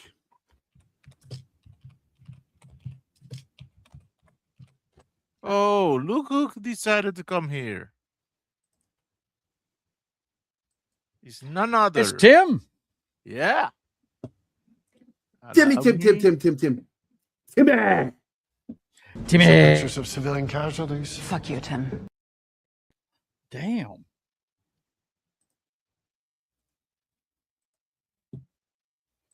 That, you know, for being politically motivated in a direction that I don't agree with, I like that series. I would say 90% of the military stuff was really well done. Would you say mostly? Mostly. So here it is, of Mostly. Unknown Origin with Peter Weller. Good fucking show. Speaking of Lawrence Dane, the other actor named Dane that's got ALS, man, he wasn't able to attend the recent get-together in celebration of fighting ALS because he had a I don't know what to call it. Flare up, I guess. Of the ALS, and he just wasn't able to go, and he ended up going to the hospital. Yeah, and he was I don't know supposed to be awarded something, so it really sucked for him to not be able to be there. Hey, And- Martin. Yep. I was I'm looking at Peter Weller's filmography, and his newest thing is RoboCop Rogue City Unfinished Business. Is that a DLC? It's for the the first video one? game. I think Yeah, I know that's, it's a video game. I just more wonder if it's a video game. DLC for the first No, one. that's the second game. Okay. Yeah, he already did. They finished with the first game because they got new stuff to download, which I've got to go do. I think it was $19 the last time I saw it. The download. Shakedown's a good film too, but this movie, the basic premise is this: a man becomes destructively obsessed with killing a dangerous rat, which has taken residence in his recently renovated home. And that movie is wackadoodle. This is a good film of Unknown Origin. And I love that poster too, with the claw marks going through the photo and the glass is broken. Fuck yeah.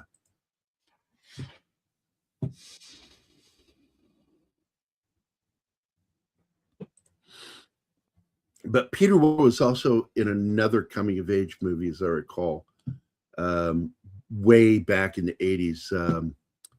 Trying to fucking remember what it was called.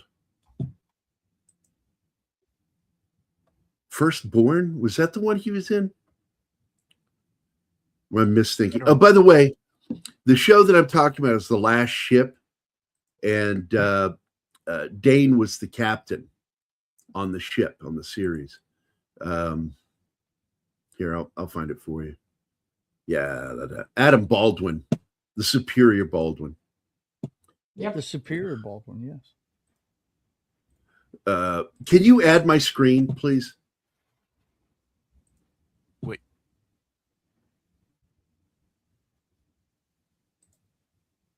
There you go. All right, this is Eric Dane, the actor who played the captain on the ship. Oh Very yeah, good he's actor. he's on one of my wife's favorite shows, man. Freaking Grey's Grey's Anatomy. Anatomy. Yeah. He's That's how I McSteamy, am. right? He's McSteamy, right? You got McDreamy, who's the other guy, Patrick Dempsey, and then you got this guy. He's McSteamy. Yeah. So he's still He's working. a good looking dude. He is on a TV series called Countdown. I don't know if it got renewed or not. I hope it did because I actually think it's pretty good. But I don't know how long he's going to be able to act with this fucking disease. But he told his wife, and they made it public, that he considers from this point forward, whatever's left of his life is going to be dedicated to helping people and helping forward the attention onto the disease. I'm like, dude, that disease has been around for a while. It's got a nickname from Lou Gehrig that played baseball in the 30s. ALS? Yeah, but they still haven't figured out a cure, so it's important that famous people give their faces to this campaign. Absolutely. It bugs me. We don't have a fucking cure for this thing yet. I'm like, the reason we don't is we don't have enough people working on it. When you see shit like that, that's what's going on. But he's a good fucking actor. I do like him. Yeah, he's real good. And the show Countdown, if you've never watched this show, has got a great cast. It's got one of the dudes from the two brothers that hunt demons. Supernatural. Yeah, Supernatural. The one that can really act. I've never watched an episode of that, but my daughter was a huge fan of that one. She loved it. Oh, there. I kept clicking on it, wouldn't add. That was weird. Jeffrey Morgan was on that show. I think he plays the kid's brother.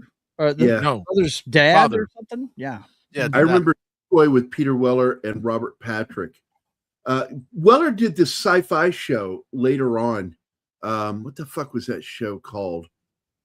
Oh, it's really, I thought it's HBO, I think it was the ones that produced it, and they just didn't want to put money behind it. And it came out in the 2000s.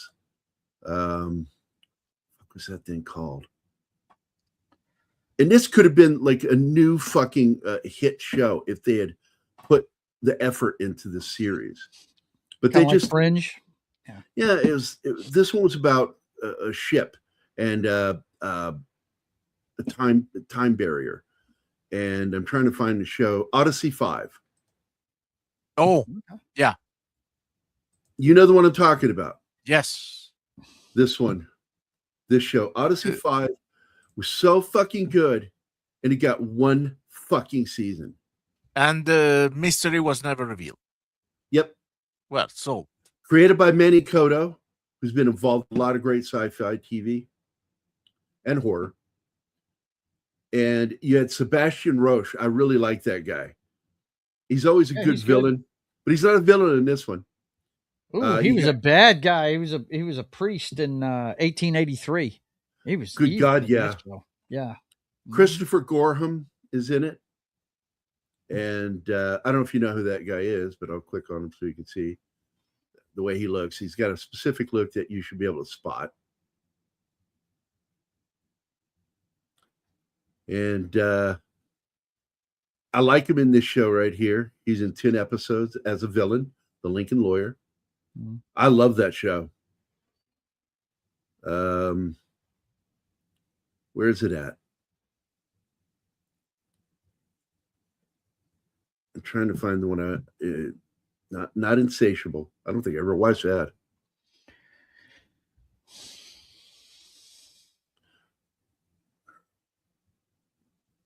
Where is it? I don't know. I'm tired of looking. I get bored. I'm like, if I'm bored, I know you guys are.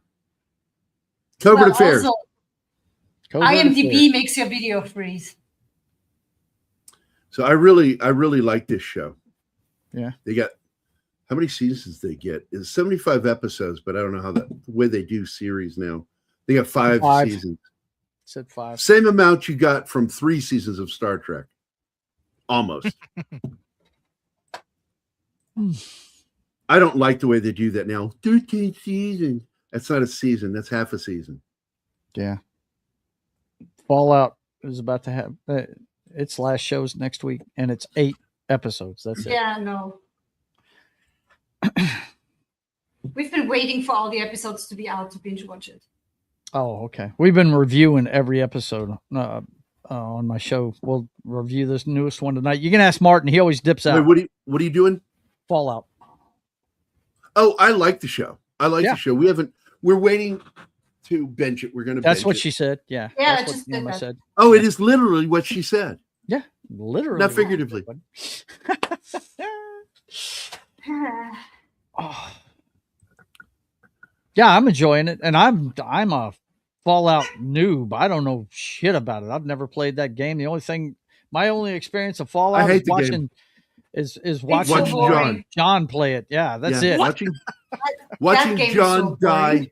die, get minute Yeah. by minute getting killed. I Yeah. mean, that was more fun than the game Okay. to me. Watching him die. Leave it to a non-gamer and a bad gamer to Bad gamer. evaluate. I fucking smoked you when we played Call of Duty. Yeah, you're very good. I at had to one avenge your death constantly. You're very good at one game. No, I'm good at Battlefield. Any first-person shooter game, I'm good at it. Just I got to find the. I think he physics was of the referring to me as the bad gamer because I can't No. do those. But I'm the the bad non-gamer. Great. I Ugh. was talking about Gary and Anima. Anima's no Oh, gamer, yeah, and okay. All and right, Gary doesn't play RPGs. So Look, I don't play I- first-person shooters. I'd never play anything know with Gary. I've explained this to people. I'm a gay man trapped in a straight body, and so therefore I cannot play anything other than first-person shooters because the body's in control. The gay side of me wants to play RPG. Is that like a backhanded compliment? now this No. I can understand. I mean, this is moving. Here, Shanowski says, I really don't like what they did to Fallout. Yeah, You talking They- about the show? Yeah. yeah, they have made the show almost a sitcom. It's and silly.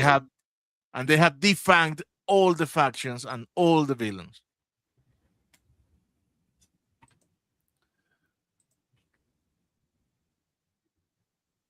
Looks nice though. Looks like straight out of the game.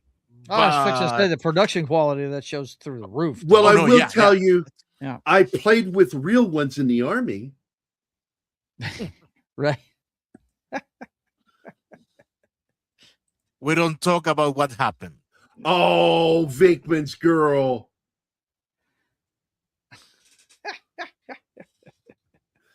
And everybody knows that, Shanatsky. I have ADHD.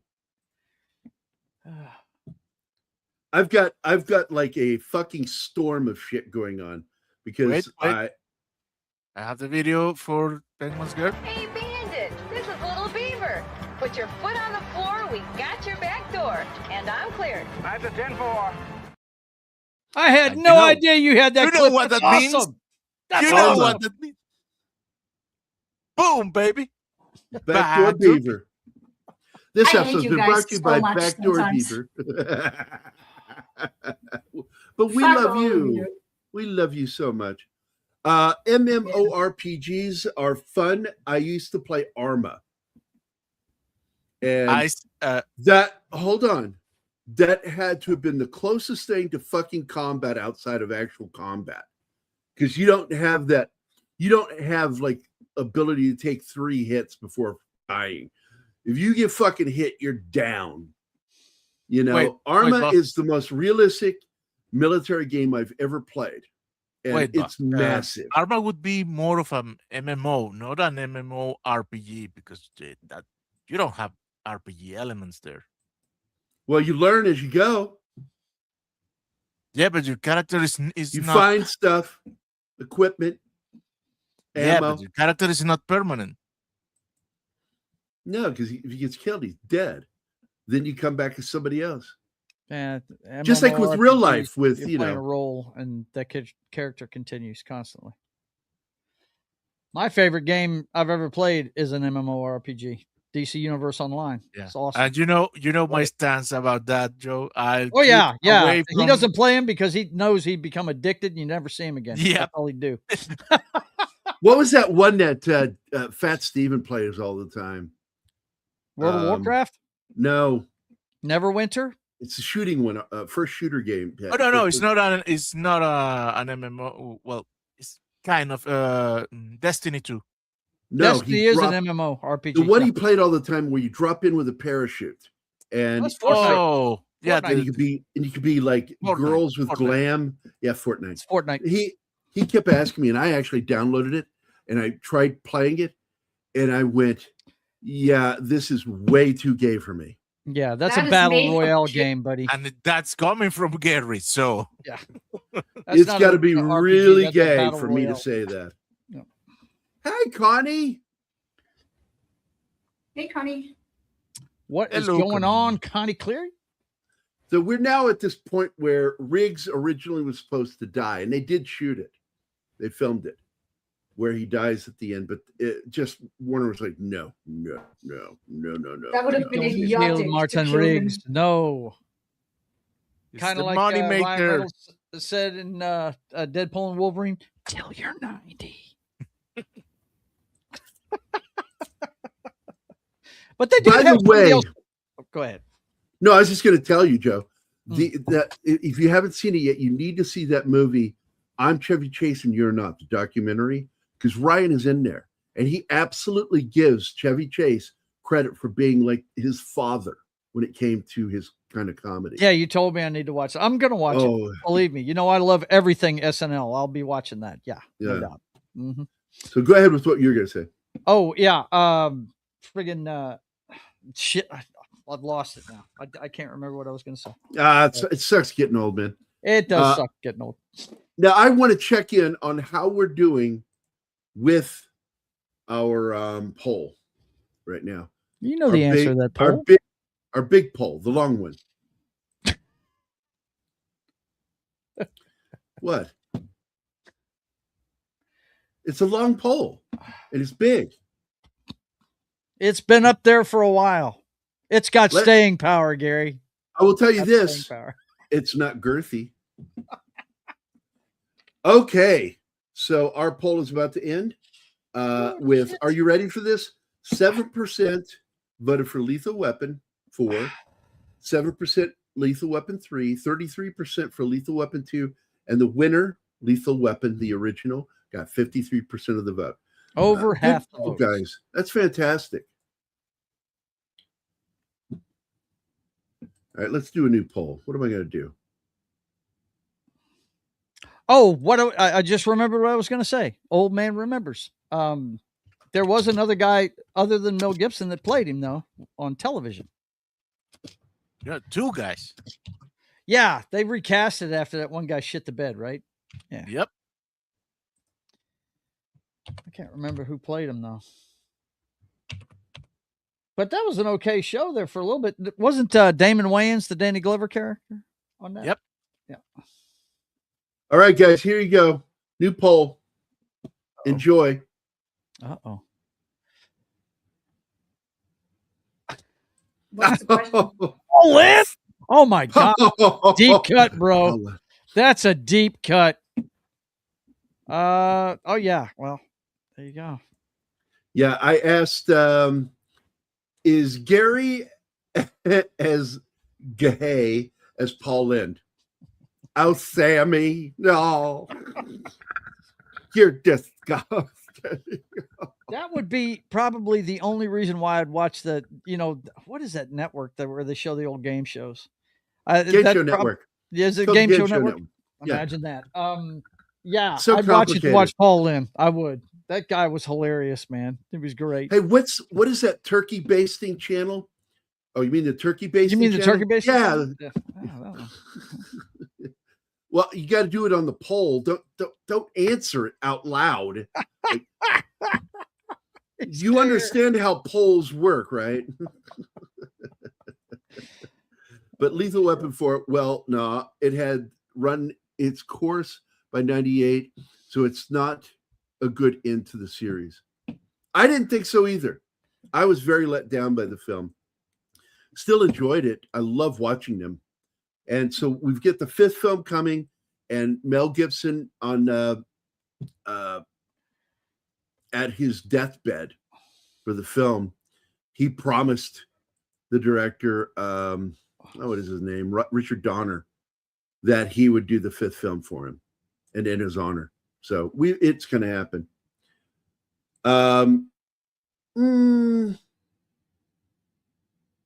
I don't think I'm as bad, but I will tell you this, that when I was a kid, they named me Liberace first because I was the pianist.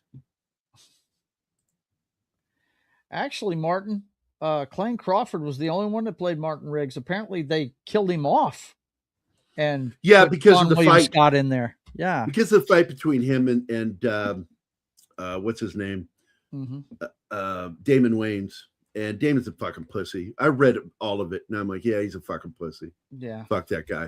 Mm-hmm. But they brought Sean William Scott to step in, who they should have had from the beginning. Yeah, he would have been great. But he plays a I love different that guy. character. His name's Wesley Cole on the show. He's a veteran too, and I really like his character. He's funny, and I like Sean William Scott. I really do. Oh, he's great, man. I haven't seen anything he's done I didn't like. Yeah, I like him in love the Shifting fact Gears. that his parents named him Sean after Sean Connery. Really?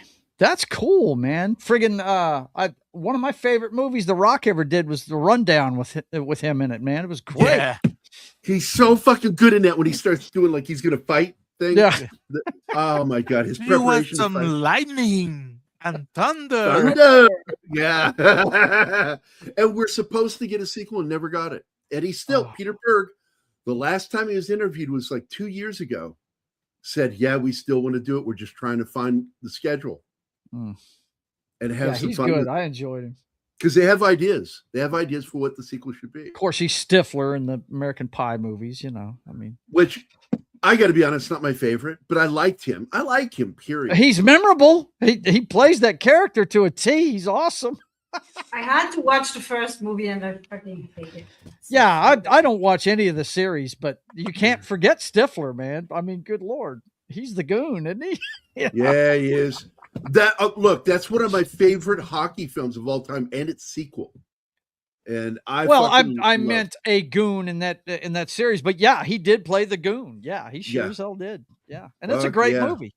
Yeah. By the way, a lot of people hated it. I enjoyed the Dukes of Hazzard movie. Oh, I haven't seen it.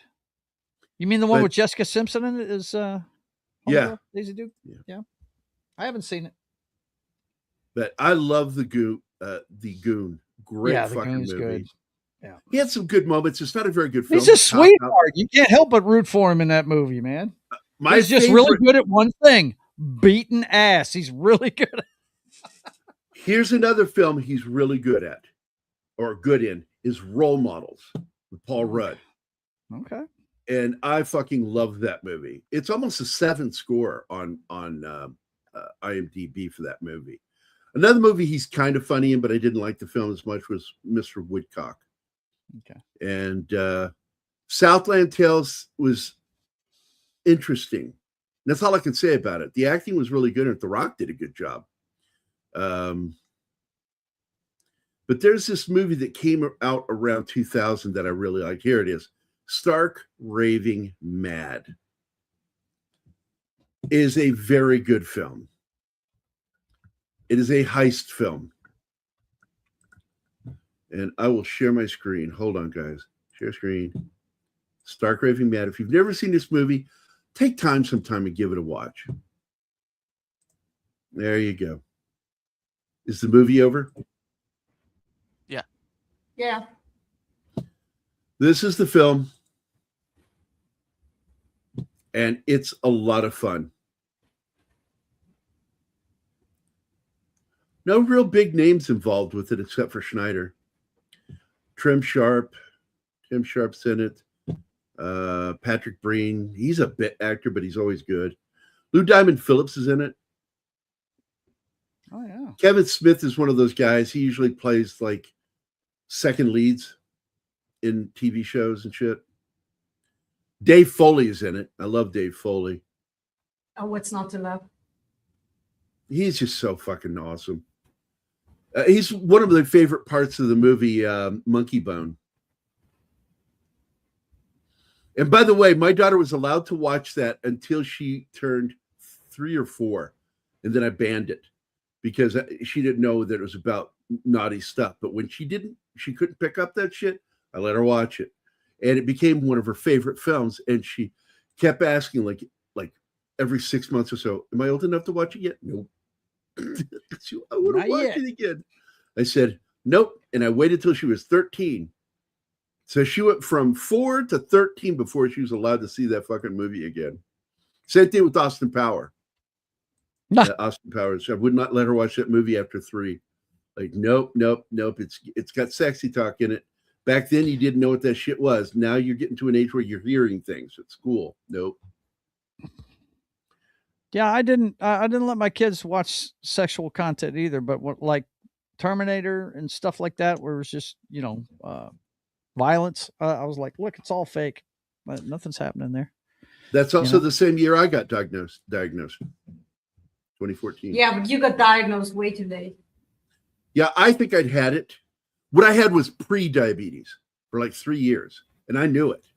And I kept telling my doctor, and then I got a new doctor, and poof, they diagnosed me. Hey, James is here. What's up, man? Happy Wednesday. Right at the end of the show. Well, we got another 5 minutes. Sean William Scott in the terrible comedy. Well, I just said that a minute ago. I know people were talking over me. So I said his scenes in Cop Out were actually really funny. I don't like that movie, but there's some funny shit in it. One of my favorites, the black dude, what's his name from SNL? Garrett Morris? No. I mean, what era of SNL? That's kind of a broad. Well, it would be in the 90s to 2000s. Eddie Murphy? No.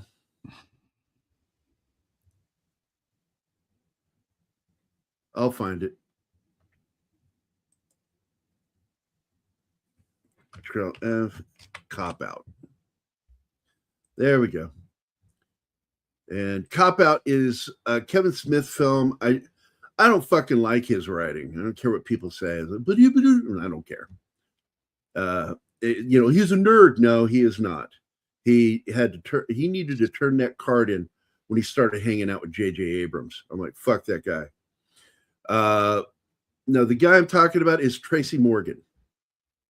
Tracy Morgan. Okay. Yeah. And I use the Tracy Morgan gif from that movie Cop Out when he goes, nope, no way, nope, not happening, no. He's in the car. Yeah. Funny. He was the best part of that fucking movie. Him and Sean William Scott. Bruce was terrible in that movie. Just terrible.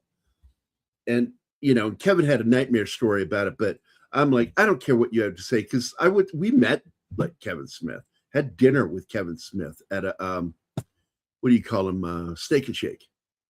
Mm-hmm. And because he really liked Mac, my buddy Mac said something during his show. He was doing his stand-up thing here at on campus at Missouri, MSU. Mm-hmm. And some kid went up there and was going to take a photo with him. And they're like going through all this posing shit. And then as he's standing with the camera, he looks over at the camera and he says, "Say Snoogans." And he puts the camera back up and nothing happens. He doesn't take the picture. Nobody says Snoogans. And then you hear my buddy Mac's sardonic voice go, he goes, "Well, that worked." Kevin Smith lost his shit laughing. He goes, "Who said that?" And I pushed him from behind and lifted him up out of the seat. And I went, "This guy." And he goes, "You are cool." He goes, "No, that was worth it." That's what he said. That was worth it. Yeah. Well, that was worth it. Like the fucking kid was embarrassed. No, I don't care about Cop Out, man. It's really stupid. It is. I cannot stand his writing, but there is some funny shit in it. Yes. Even bad movies have good shit in them. Believe it or not. I got the diabetes. Got the diabetes.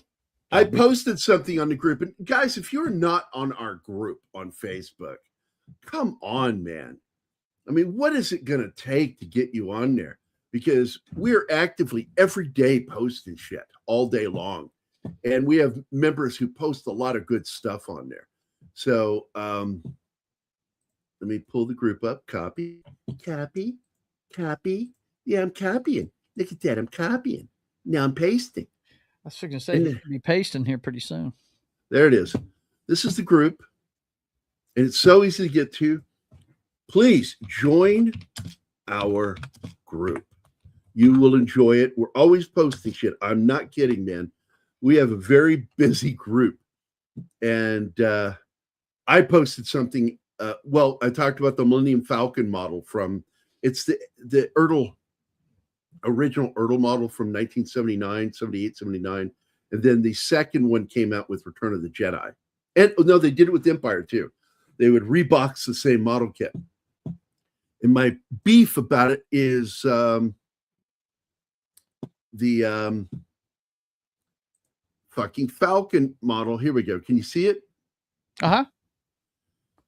See how they had these are clearly added to the windscreen because there's supposed to be a bar going across there. It should be smoother than that. You shouldn't see the glue lines. So you use putty for this shit. This is not well done. But I do like what he did on the interior. He lit it up. He lit up the whole ship. Yeah. And this is the classic Ertl EMT or AMT model kit that was put out between 1978 and 1984. And it's actually a fairly good model, except for the side panels on the front fork, and the fuck up here on the windscreen. But good modelers know how to kit bash and fix the side panels and know how to fix these. This is not good. It really isn't. Look at that. You can see the seam lines on there. You shouldn't be able to see that. I love modeling. Prosthetic head. Hey, it's the God, chick from great. It's the chick from Total Recall. Yes. Yep. I like that name. What did the head say when it got 2 weeks. No. When it lands in the guy's hand and it's about to explode. Oh, get ready for a surprise. Surprise! That was funny as shit, dude. Total Recall is my favorite Arnold Schwarzenegger movie. I like it above all the rest because it's the spy movie. You know what I mean? It's my favorite subject matter. So it's up there with me. Conan is always going to be my favorite. Yeah. Total Recall, I think, is my third favorite. Probably behind Terminator, I imagine. Second one is Terminator 2. Fourth one is Terminator. Fifth one is True Lies. Really? You like True Lies better than Predator, huh? Wow. No, fuck. You forgot about that one, didn't you? Yes, Predator is number 2 on there. So bump it up a little bit. So Right? 6 is True Lies. Got to reshuffle there.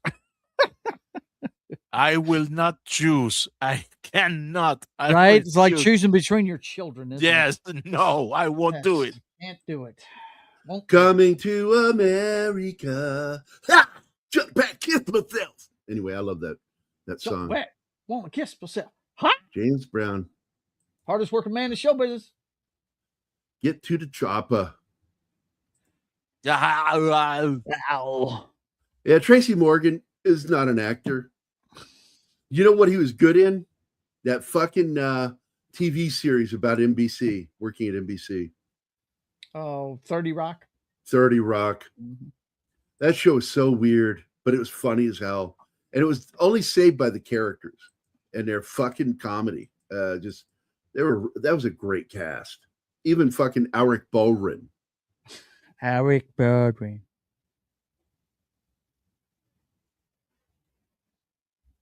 Terminator 1 and 2 were great. Well, Terminator 2 is basically James Cameron's big budget remake of the first film. Really, that's all it is. All right, Gary, I love you guys. I got to go. I got a show in 20 minutes. Oh, it's time for us to go too. So the sequel, okay, Twins Bye, is great. Joe. Bye, guys. Be good. Bye, Joe. Bye. Take it easy, buddy. Yep. All right, so let me do this outro thing here. I'll remove this. Please do join our group. I think you'll enjoy it. The poll? You're right.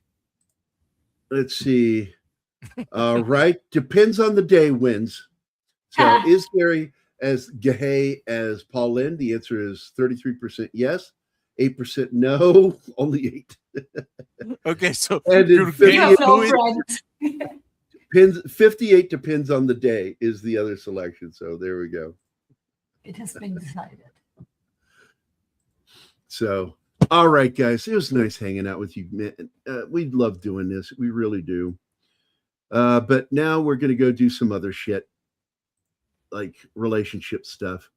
Terminator Salvation amped up the silliness. So I didn't like Genesis at all. Dark Fate was garbage from the beginning. Killing John. Oh, fuck off. I'm just not even going to talk about that movie. All right, let's get to it. So I will do my magic mirror thing here. Boom. Go there. Go into, I think it's in the other. Yeah, it's in the other one. Once again, this episode has been brought to you by Wolf Chili and Oreos, because he actually makes this in the movie. And when he brings the girl over to his trailer, he asks if she likes her chili with Oreos or without, and she goes with. And that was funny. That was super funny. And there we go. So, boom. And I see Snorty. I see Gambit. I'm going to do like, what's her name? The blonde actress that talked funny. Was in the movie Hello, Dolly, and on stage on Hello, Dolly. Well, hello, Dolly. Talks through the sides of her mouth. Gambit was here. Shinatsky was here. Sally Forth. Penny. E. Clay Thomason. Slasher Fred. Genghis Khan. Vinkman's Girl. Daniel Garcia. Connie Cleary. James Jameson 6181. And Prosthetic Head 32-bit. Man, it was good seeing everybody. Don't forget to join our Facebook group. Here's the link again. Please join it because we'd love to hear from you. There you go. All right. And now we can get back to normal. Oh, hello. Get rid of mirror. Go back to normal. Little tiny head. There we go. It's when are we normal? Yeah. There's nothing normal here. No, really. Join the group or Keith will stare at you like this while you're sleeping. That's terrifying.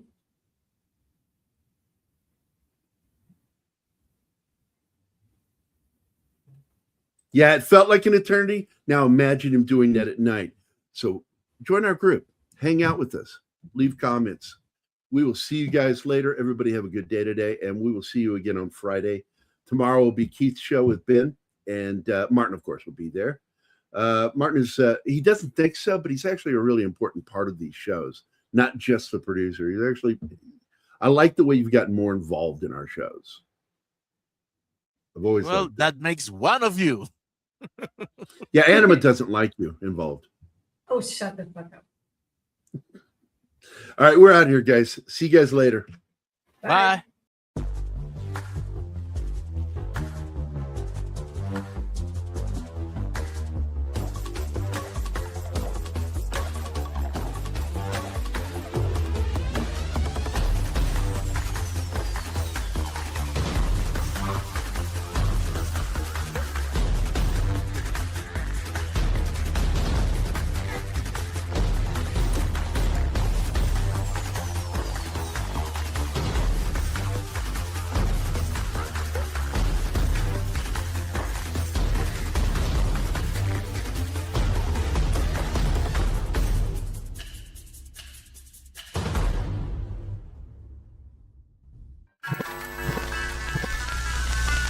Y'all come back now. You hear?